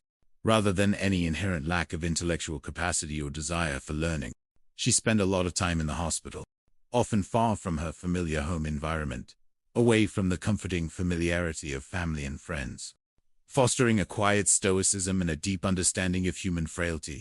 Yet, even within the unrelenting confines of her debilitating illness, and the immense burdens it relentlessly placed upon her, in exquisitely beautiful ways, surprisingly offered a glimpse of something profoundly hopeful, something deeply positive, and something unexpectedly romantic that emerged directly from her adversity, a profound counterpoint to her suffering. Vulnerabilities can sometimes inadvertently lead to unexpected blessings, gently preparing the reader for a tender, life-altering turning point in her intensely personal narrative, one that showcased her enduring capacity for love, connection, and profound human resilience.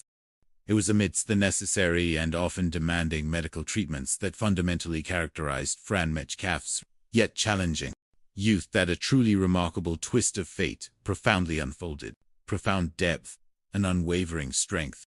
As a young woman, her treatments, rigorous and unyielding in their medical necessity, a man who would become her steadfast companion and devoted partner through the numerous joys and inevitable trials of life. Ironically, of pragmatic medical necessity, added a tender, romantic, a poignant testament to fate's intricate dance, a counterpoint to her years of quiet suffering, due to the limited specialized medical care available in her immediate home region, particularly for complex and long-standing medical conditions like those she faced due to the enduring effects of polio. Extensive and often arduous travel for highly specialized treatment was frequently and unavoidably required. There were bigger hospitals on the Gulf Coast, Wanda explained, patiently outlining the pragmatic and often inconvenient reasons for their frequent and lengthy journeys across the state. These often arduous and physically demanding trips. It was during one such pivotal visit to Port Arthur that the entire course of her life irrevocably shifted. She met my dad that was in the Coast Guard. Their initial encounter was immediate and magnetic. They just hit it off. He was good-looking, and Mother fell head over heels in love. The swiftness and profound depth of their mutual affection and burgeoning passion were clear and undeniable. Challenging circumstances, transforming a medical obligation into an unexpected wellspring of profound joy and enduring companionship. The practicalities of his dedicated military service, however, necessarily dictated the accelerated pace of their courtship and their momentous decision-making process. Their love story was a whirlwind of profound connection, deep mutual attraction, and pragmatic necessity. A testament to a bond strong enough to bypass typical social timelines and bravely shared desire for a united, shared future, providing Fran with a devoted, steadfast lifetime partner who would stand by her through all of life's ensuing joys and considerable. Truly a powerful silver lining to her enduring health struggles and a beautiful chapter in her resilient life story. Their love was a beacon against the storm of her illness, a testament to hope. From their whirlwind, Coast Guard accelerator romance, and the swift, anchored by a deep and abiding affection and a powerful sense of shared purpose, successfully built a loving, bustling home. A powerful testament to their enduring partnership and unwavering commitment to one another. Together, they proudly raised 4 children, all firmly anchored by their deep commitment to one another and to the nurturing of their burgeoning beloved family. One of their children, their thoughtful, observant, with her mother's own quiet aspirations, her innate caregiving spirit, and her lifelong, intimate, and often arduous journey through the complex world of chronic health challenges. Wanda went on to become a nurse, dedicating her entire professional life, perhaps unconsciously fulfilling a vocational dream that her own mother herself often mused upon, the undeniable, almost instinctive nurturing instinct that permeated her very being, extending far beyond her immediate family. However, the stark physical realities of her mother's long-standing polio, and its subsequent, numerous complications, tragically presented insurmountable barriers to entering such a physically demanding, acknowledging the practical, profound, and debilitating physical limitations that regretfully closed off that esteemed career path for Fran. Fran, with her characteristic grace, unwavering, quiet strength, and profound commitment to her children's future, meticulously instilled a deep and abiding sense of care, of professional duty, and of unwavering dedication in her daughter. She did this not only through her powerful personal example of resilience in the face of suffering, but also through active practical support during Wanda's own rigorous and demanding nursing education. Particularly during Wanda's arduous nursing studies, she was there for my graduation. This was not just a momentous, celebratory occasion for Wanda alone, celebrating an educational achievement that transcended the physical hurdles Fran herself had once faced, a quiet testament to her indomitable spirit. Fran was a constant, attentive, and comforting presence. She was there to bring me a cup of coffee at night when I was studying, just to make sure that I had everything that I needed. These quiet, tender, altruistic desire to see them thrive, to reach their fullest potential, unfettered by the limitations she herself had faced. It was a powerful, beautiful, intergenerational legacy of empathy, an utterly unjust death, all the more poignant and devastating for Wanda. Its richness immeasurably deepened and eternally enriched by the burgeoning warmth and delightful chaos of a new. She delighted in becoming a grandmother to 8 grandchildren, and deeply involved presence in their lives. Her energy and remarkable capacity for dedicated involvement were truly formidable when it came to her family, a powerful testament to her vibrant, enduring spirit and her innate desire for connection. She was wonderful at, an utterly indispensable figure at the heart of the family's active social and celebratory life. She was, with unwavering enthusiasm, a deeply engaged and proactive participant, cherishing every moment and every milestone. She cheered them on from the bleachers with an unbridled passion. My youngest daughter's basketball games, the boys, played baseball. Wanda detailed her familiar, beloved, deeply empathetic humanity. She was a very loving person. She just loved to be surrounded by people, listen to stories. Fran genuinely thrived on human interaction, and subtly contributing her own quiet wisdom, gentle humor, and reassuring presence to every conversation.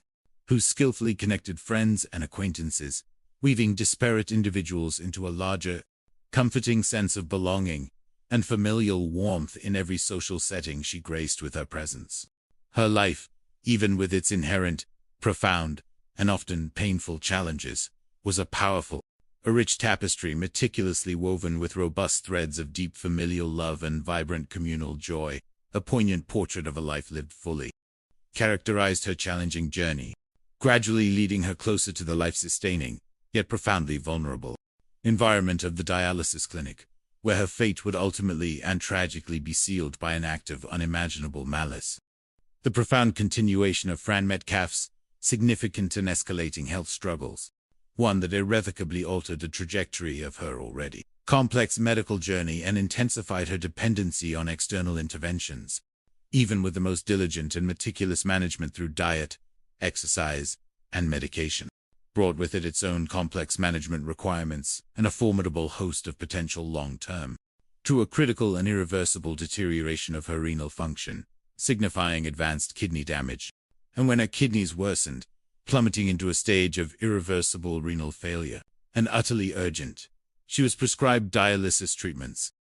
Fran became a regular patient at the Lufkin Clinic, meticulously integrating its demanding 3-times-a-week schedule into the very rhythm and fabric of her life, an absolutely indispensable fixture in her weekly routine, and her profound capacity for human connection found another kind of family.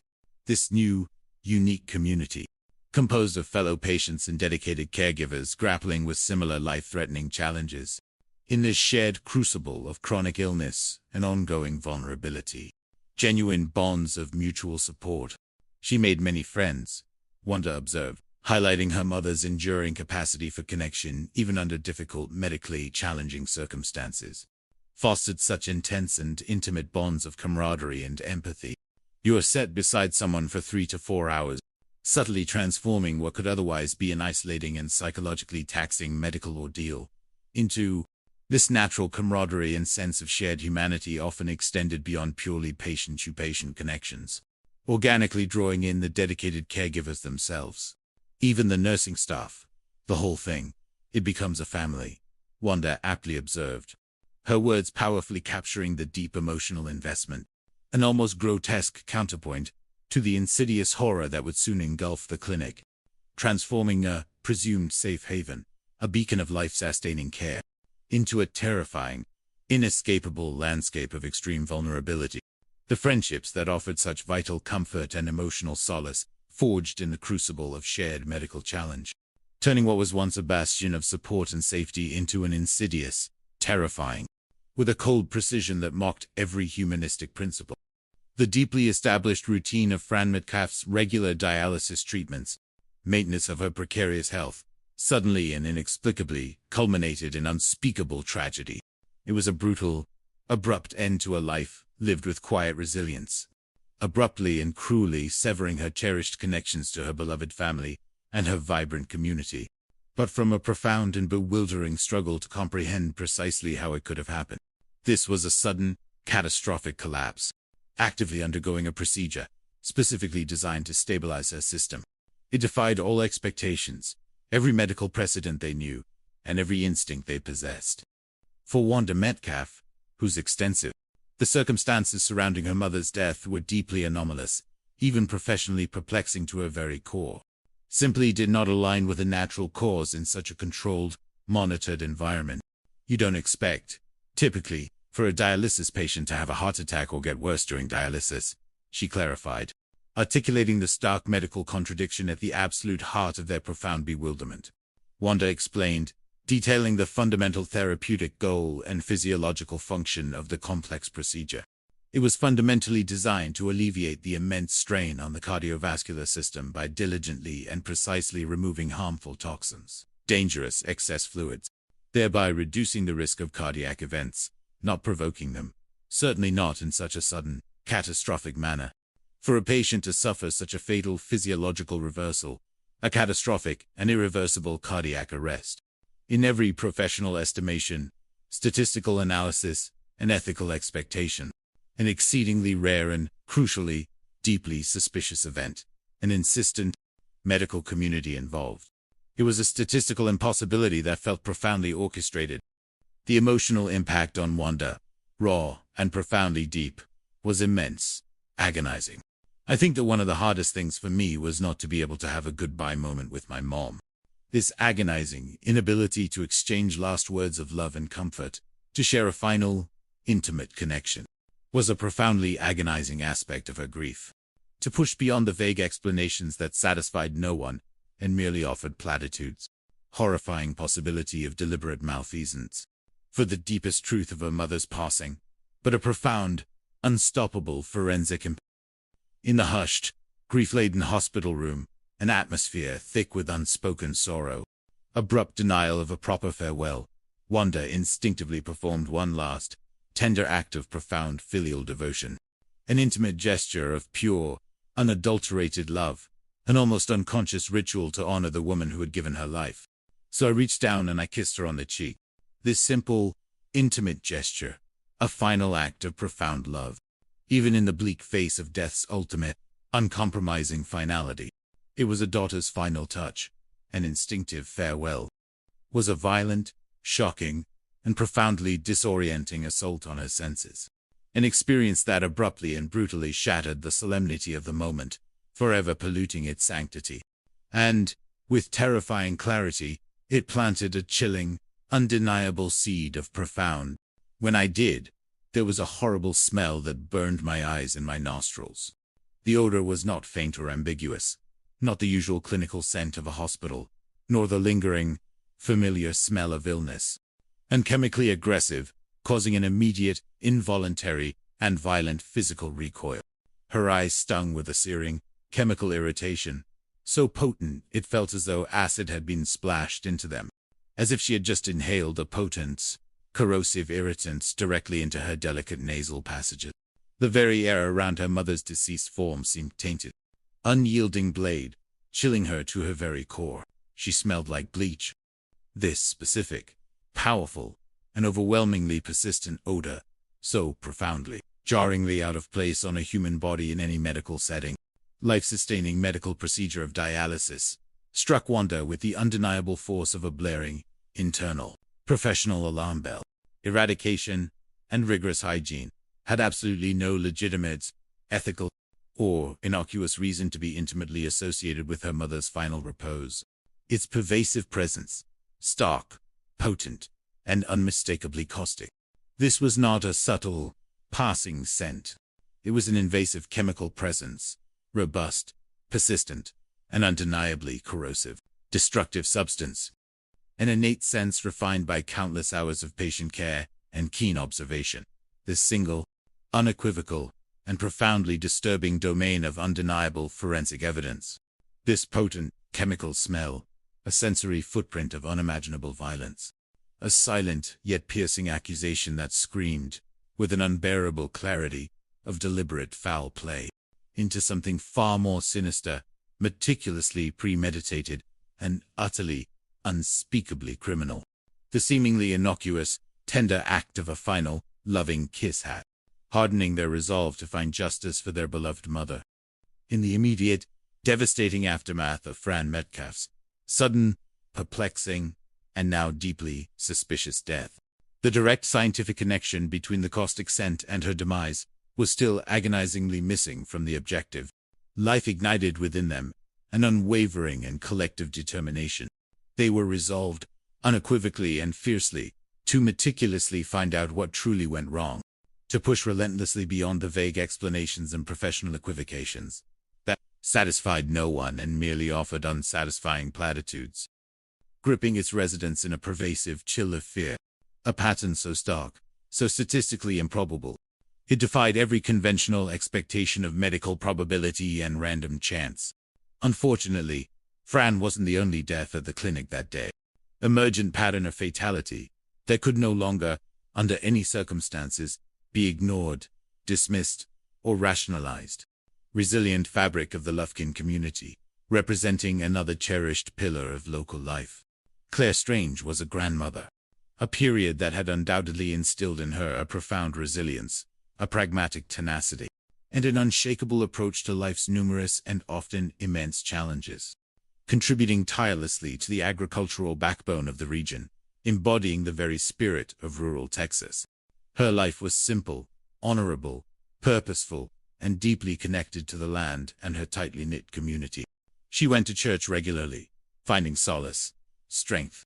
She was an integral part of the tight-knit community, forming an indispensable part of its communal identity. Furthermore, unexpected and completely unexplained demise, all the more alarming, unsettling, and undeniably suspicious.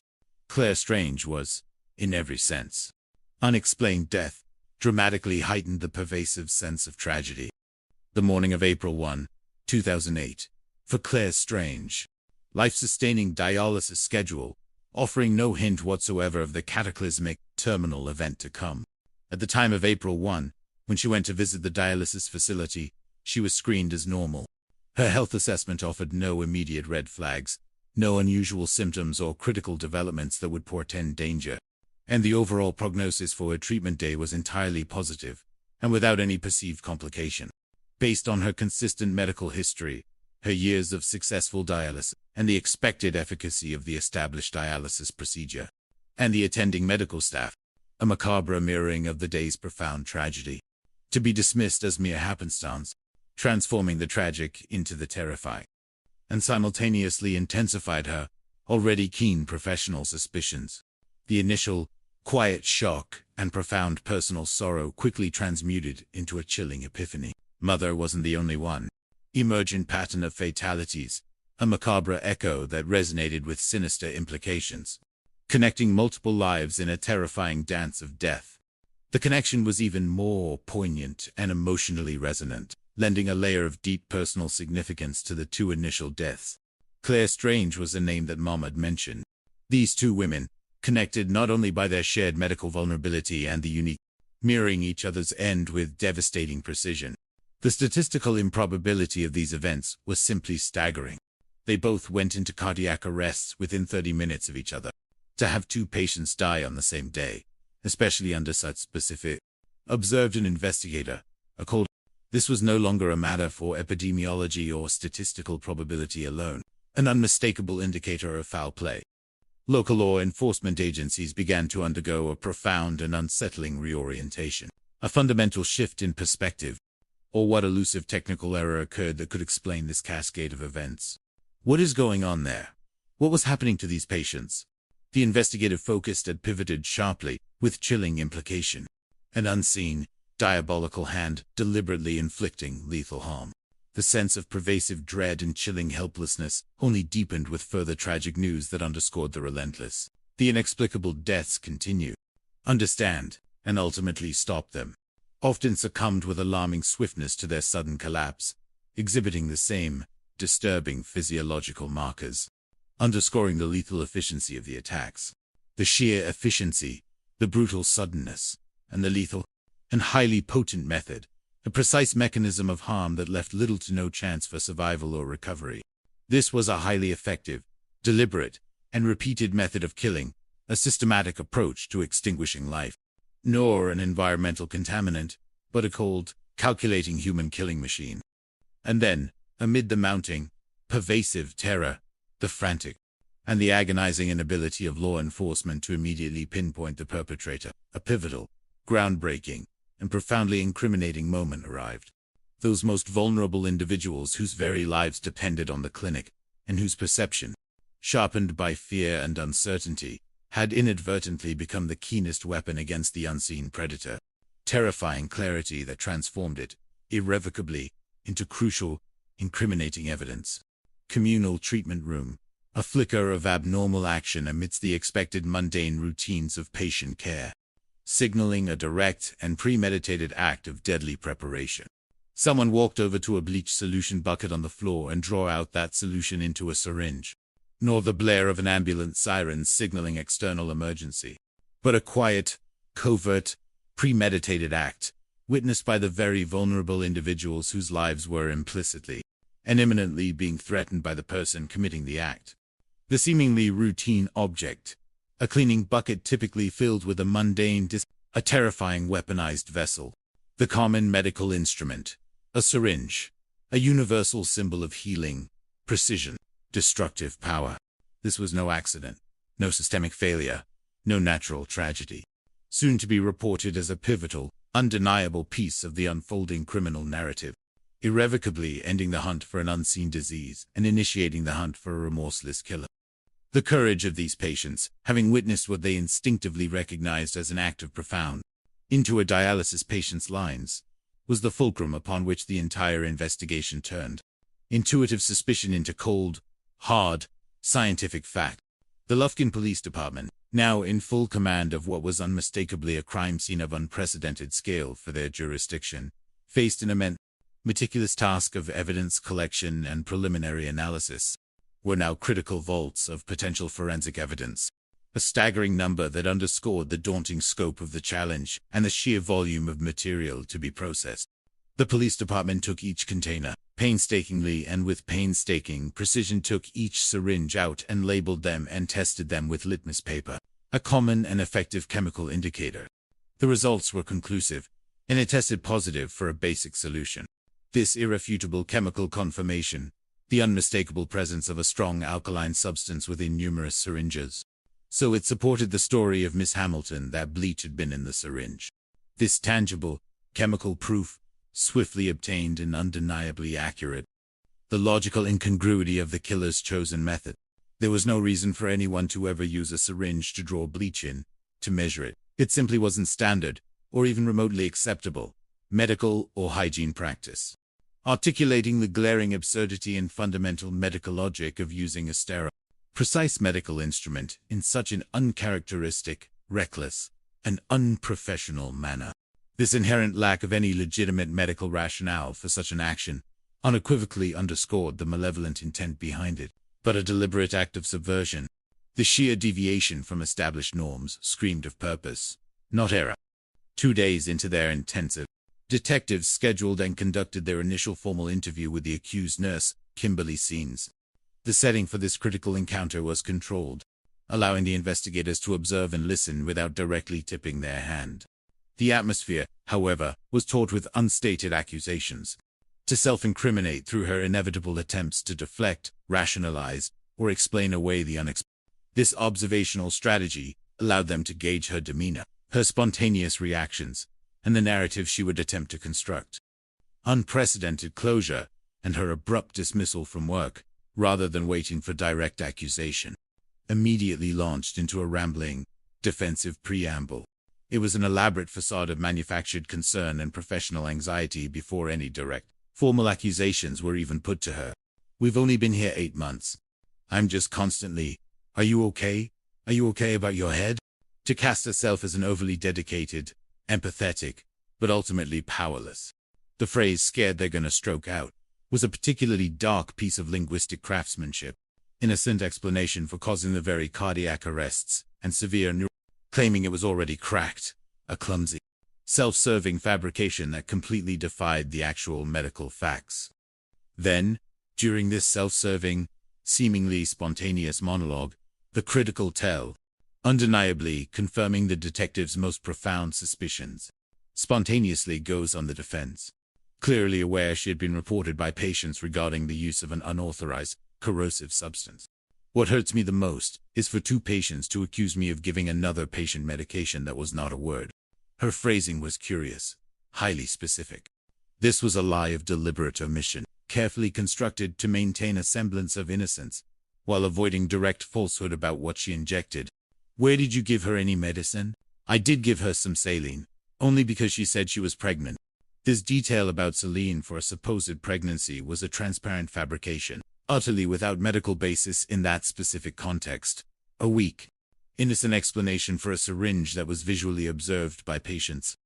But then came the most glaring and disturbing admission, a colossal, entirely unprompted by the detectives, brought up the issue of bleach and sort of suggested ways that bleach could have gotten into the patients, desperately trying to plant alternative theories in the investigators' minds.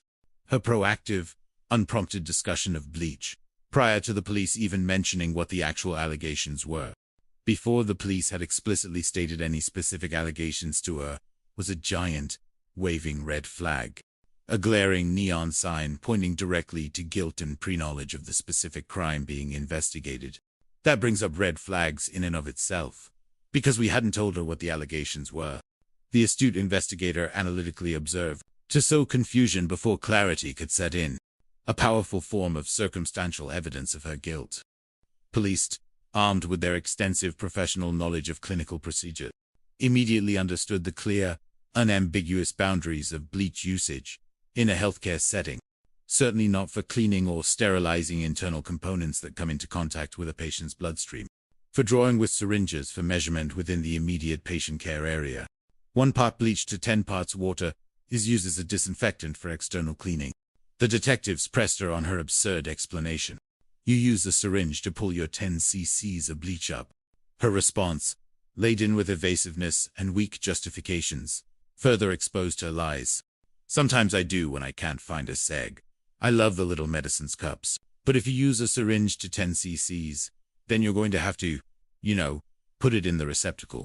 The kind of clumsy rationalization that only someone without true remorse or a firm, completely detached from the stringent professional reality of nursing. Her attempts at witty self-justification were, in fact, pathetic admissions of intellectual weakness and glaring incompetence, revealing a profound lack of judgment that was itself terrifying in a medical professional. I don't know what's going on here, and it's just scary. The feigned innocence, the pathetic plea for enlightenment. To position herself as a confused, overwhelmed caregiver rather than the cold, calculating, and remorseless serial killer she was becoming evident to be. Her dramatic expressions of fear and bewilderment were a cynical form of psychological misdirection. Despite the compelling circumstantial evidence, the stark eyewitness accounts, operating meticulously within the strict confines of legal procedure, respecting the fundamental rights of the accused until irrefutable, and she is allowed to leave. The investigator noted, highlighting the critical fact that the immediate danger to this preventative measure, while a disruption, was paramount to ensuring no further harm. It's frustrating. You may have a good idea in your head what happened, but until you can prove it, you understand you have to let them go, albeit temporarily and under strict monitoring conditions. Profoundly highlighted the rigorous demands of evidence-based justice, incontrovertible facts that meet the high burden of proof required in a criminal prosecution. After the initial, deeply unsettling interview with Kimberly Scenes, which provided a wealth of circumstantial and behavioral clues, the police remained diligent, committed to building an ironclad case. The medical equipment involved in the patient incidents, syringes that showed indications of having bleach, they sent to a lab, dispatching them to highly specialized forensic laboratories equipped with the advanced capabilities, moving beyond preliminary litmus tests to precise quantitative and qualitative identification. The sheer volume of material designated as crucial evidence was immense, reflecting the pervasive nature of the attacks. This occurred over the period of about 3 or 4 days. The meticulous, advanced chemical analysis of these crucial pieces of evidence. Objective, chemical certainty, confirming the earlier field tests with absolute precision. The first thing we did was we identified that, yes, bleach was present in those sharps containers, and then this was categorical chemical confirmation. Easily disproven claim of using syringes for measuring. Then we started trying to counteract that argument that she had used it for measuring. We actually subpoenaed all the purchase orders to prove that there was cups always available. This simple, undeniable procurement record. A mundane, bureaucratic paper trail. Critical days, proving her story to be an outright lie. Furthermore, the human element, the consistent, ethical professional practices of her colleagues, was also meticulously explored and documented to expose the individualistic nature of her heinous acts. We also interviewed each employee to see if they'd ever heard of that being a practice, or seen that being a practice. Professionally amateurish fabrication. A transparent and pathetic attempt to obfuscate her true, malicious intent. There was simply no professional precedent, no ethical justification. Her carefully constructed defense, a fragile edifice built on deceit, provided an absolutely crucial, if heartbreaking, break in the stagnating criminal investigation, unexpectedly catapulting it forward. Her husband filed for a divorce. Coincided, perhaps predictably for a criminal psychologist studying the external manifestations of inner turmoil, indicating a deeply turbulent existence simmering beneath a composed professional exterior. Her husband, Kevin, experiencing profound marital distress and exasperation, he was fed up, transforming him into an unexpected key informant. He actually contacted the police department, demonstrating immense civic courage despite the immense personal cost. And during the process of that, he had found that she had a search history for using the word he, a profoundly disturbing curiosity, specifically focused not just on her work, on the very means to compromise it with lethal intent, legitimizing the forensic examination of her personal digital devices. The digital forensic examination of her seized computers became a crucial and terrifying window into her hidden intentions, revealing a profound and chilling premeditation that definitively solidified the capital murder charges against her. Utterly chilling. They found searches on the computer about the effect of bleach on patients. This was no accident, no benign curiosity, no random browsing. an intellectual deep dive into the precise physiological mechanisms of its destruction on the human body. And, in a chilling, almost mocking echo of her earlier, born of a twisted desire to perfect the crime, to understand the forensic challenges of her method, and to meticulously ensure that the chemical signature of her monstrous acts remained untraceable. People died on that day, provided irrefutable evidence of profound, calculated executions, solidifying the charges of serial murder beyond any reasonable doubt. The digital footprint became a chilling, silent confession of unparalleled depravity. As the rigorous forensic testing, meticulous evidence analyses, the two surviving patients who had initially fallen into medically induced comas due to her poisonings, sadly and inexorably passed away after prolonged suffering. 63-year-old Cora Bryant and 58-year-old Garland Kelly Jr. finally succumbed to the irreversible ravages wrought by the deliberate bleach injections. Garland Kelly's daughter recounted their family's heart-wrenching vigil. And we had scriptures all over the wall, and we just believed God that he would wake up, Their profound faith, their unwavering hope, their tireless prayers, ultimately, and tragically, could not overcome the insidious chemical destruction, physiological chaos inflicted upon him by the callous actions of Kimberly Scenes. Their prayers for awakening were not answered by medical recovery, but by the ultimate peace of death, a direct consequence of a murderous hand. The full and horrific tally of victims connected to Scenes emerged with undeniable clarity, turning the earlier allegations of individual harm into a horrifying, confirmed reality of a systematic, serial murder, escalating the case beyond mere suspicion into one of undeniable. The initial suspicions had tragically blossomed into a full-blown criminal nightmare. Despite the mounting, undeniable, and comprehensive circumstantial eyewitness, to definitively charge her for these deaths, to secure a conviction in a rigorous court of law, the standard of proof required was exceptionally high, particularly given the medical complexities of the victims, the introduction that bleach had caused their deaths. This was the critical missing piece, bypassing any reasonable doubt regarding cause of death, and at that time, it wasn't there or available to us. The very novelty of the chosen weapon, a corrosive common household chemical administered within a medical context, bodies simply didn't exist in established scientific literature. The moral imperative, however, burned brightly and powerfully within the investigative team. There's somebody that I believe that committed multiple murders on multiple occasions, and she's walking the street, so holding her accountable was a priority. The profound sense of responsibility to the victims, to their grieving families, and to the wider community of Lufkin was paramount, relentlessly driving the investigators onward in their tenacious quest for absolute scientific proof.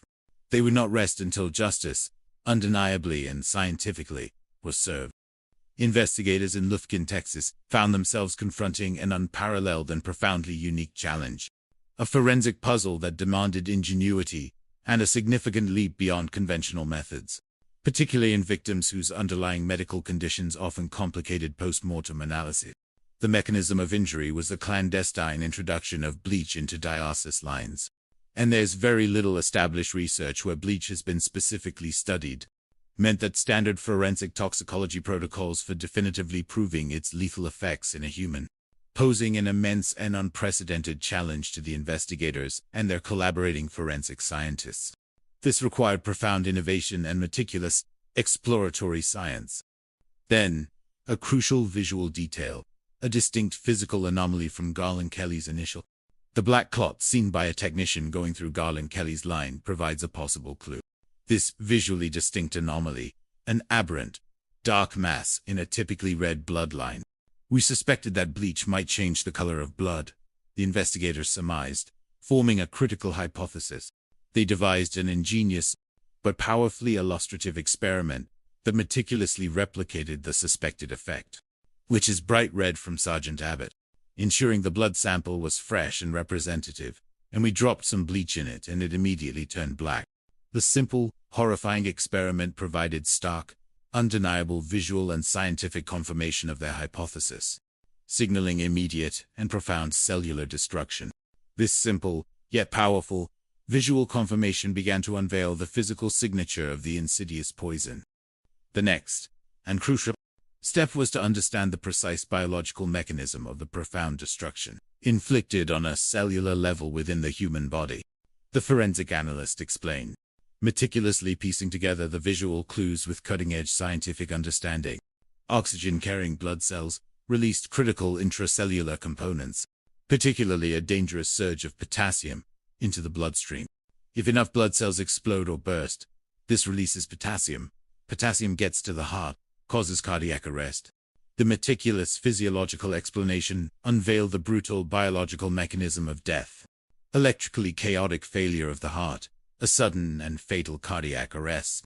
A deeply empathetic and intuitive understanding of her mother's suffering now gained a dreadful scientific resonance and validation. What it probably felt like to my mom was being burned from the inside out. It was scientifically validated as a brutal physiological reality. I can't imagine the pain that they went through. The profound grief was now compounded by the agonizing intellectual, a burden that weighed heavily on the investigators, fueling their relentless pursuit of absolute, irrefutable justice. This combination of scientific rigor and profound human empathy underscored the true heroism of the investigative forces. Detectives faced yet another. This was the logical, compelling, and extensively supported conclusion, especially in patients who were already generally health compromised, particularly with patients who were already suffering from existing severe, life-threatening chronic conditions like kidney failure, was exceptionally high. This potential defense strategy necessitated a definitive, but, critically, there was no ordinary medical blood test to test for the presence of bleach in a way that could stand up in court. This presented a daunting, seemingly insurmountable forensic challenge that threatened to undermine the entire case. Leap in forensic toxicology that would marry disparate fields of scientific inquiry. We got a real break in the case when we found an expert who had been doing studies with rats involving chlorine gas. Complex investigation. A profoundly serendipitous connection across seemingly unrelated scientific disciplines that would ultimately provide the irrefutable evidence. And chlorine is basically the same thing as bleach, the expert explained. Household bleach used as the murder weapon. This specialized toxicological expert possessed a unique and invaluable understanding of detecting the subtle, precisely the highly specialized expertise required to definitively solve this unprecedented case. A definitive chemical signature of bleach-induced cellular. Undeniably conclusive breakthrough result. The evidence was now categorical, irrefutable, and absolutely devastating to the potential defense. With this unprecedented forensic breakthrough, they were unequivocally confirmed to be the targeted casualties of deliberate, chemically induced murder. With all the scientific puzzle pieces finally falling into place, definitively linking the bleach to the precise cause of death and outlining the devastating physiological mechanism. Investigators now had to conclusively tie Kimberly Scenes to these horrific acts in a manner that would withstand the most rigorous trial. They had established the motive, Kimberly Scenes, directly and unassailably to every single act of poisoning. The solution, which proved devastatingly effective in its simplicity and factual weight. A seemingly mundane bureaucratic paper trail that ultimately held the final, undeniable clue to her pervasive presence. They looked at the employment records, tracing her shifts, her specific assignments, and her proximity to patients. The discovery was stark, undeniable, and utterly damning, and the only employee that was present for every cardiac event was Kimberly Scenes. Malicious thread woven through the very fabric of care. Her pervasive presence, a silent, ubiquitous witness to every cardiac arrest. Irrefutable digital footprints, and now groundbreaking. The Lufkin Police Department, working with prosecutors, presented their overwhelming findings to the grand jury. We presented it to the grand jury, detailing the sheer depth of depravity and the calculated nature of the crimes. We had 5 murder victims, and we had 5 people that we believe were injured by the injection of bleach, that did not die but recovered. Delivered a swift and unequivocal decision, affirming the gravity and certainty of the charges, marking the official legal recognition of Kimberly Scenes as a serial killer.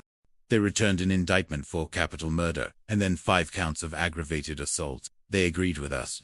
The grand jury's robust decision affirmed the gravity and certainty of the charges, marking the official legal recognition of Kimberly Scenes as a serial killer and initiating the path to her prosecution. There was no probable cause to issue an arrest warrant. Kim and she was ultimately arrested April the 9th of 2009. nearly a year after the first tragic deaths and months after her initial questioning. She was held on a significant bond. She had a $500,000 bond. The financial burden of such a bond was substantial, yet for a short, agonizing period, to the profound dismay and anger of the community and the victims' families, she was able to secure her temporary release on bail, a legal provision that felt like a profound injustice. We heard word through the community that she was bonded out, sparking renewed fear and outrage. Kimberly Scenes, in her public persona, was widely described as shy, kind, sweet.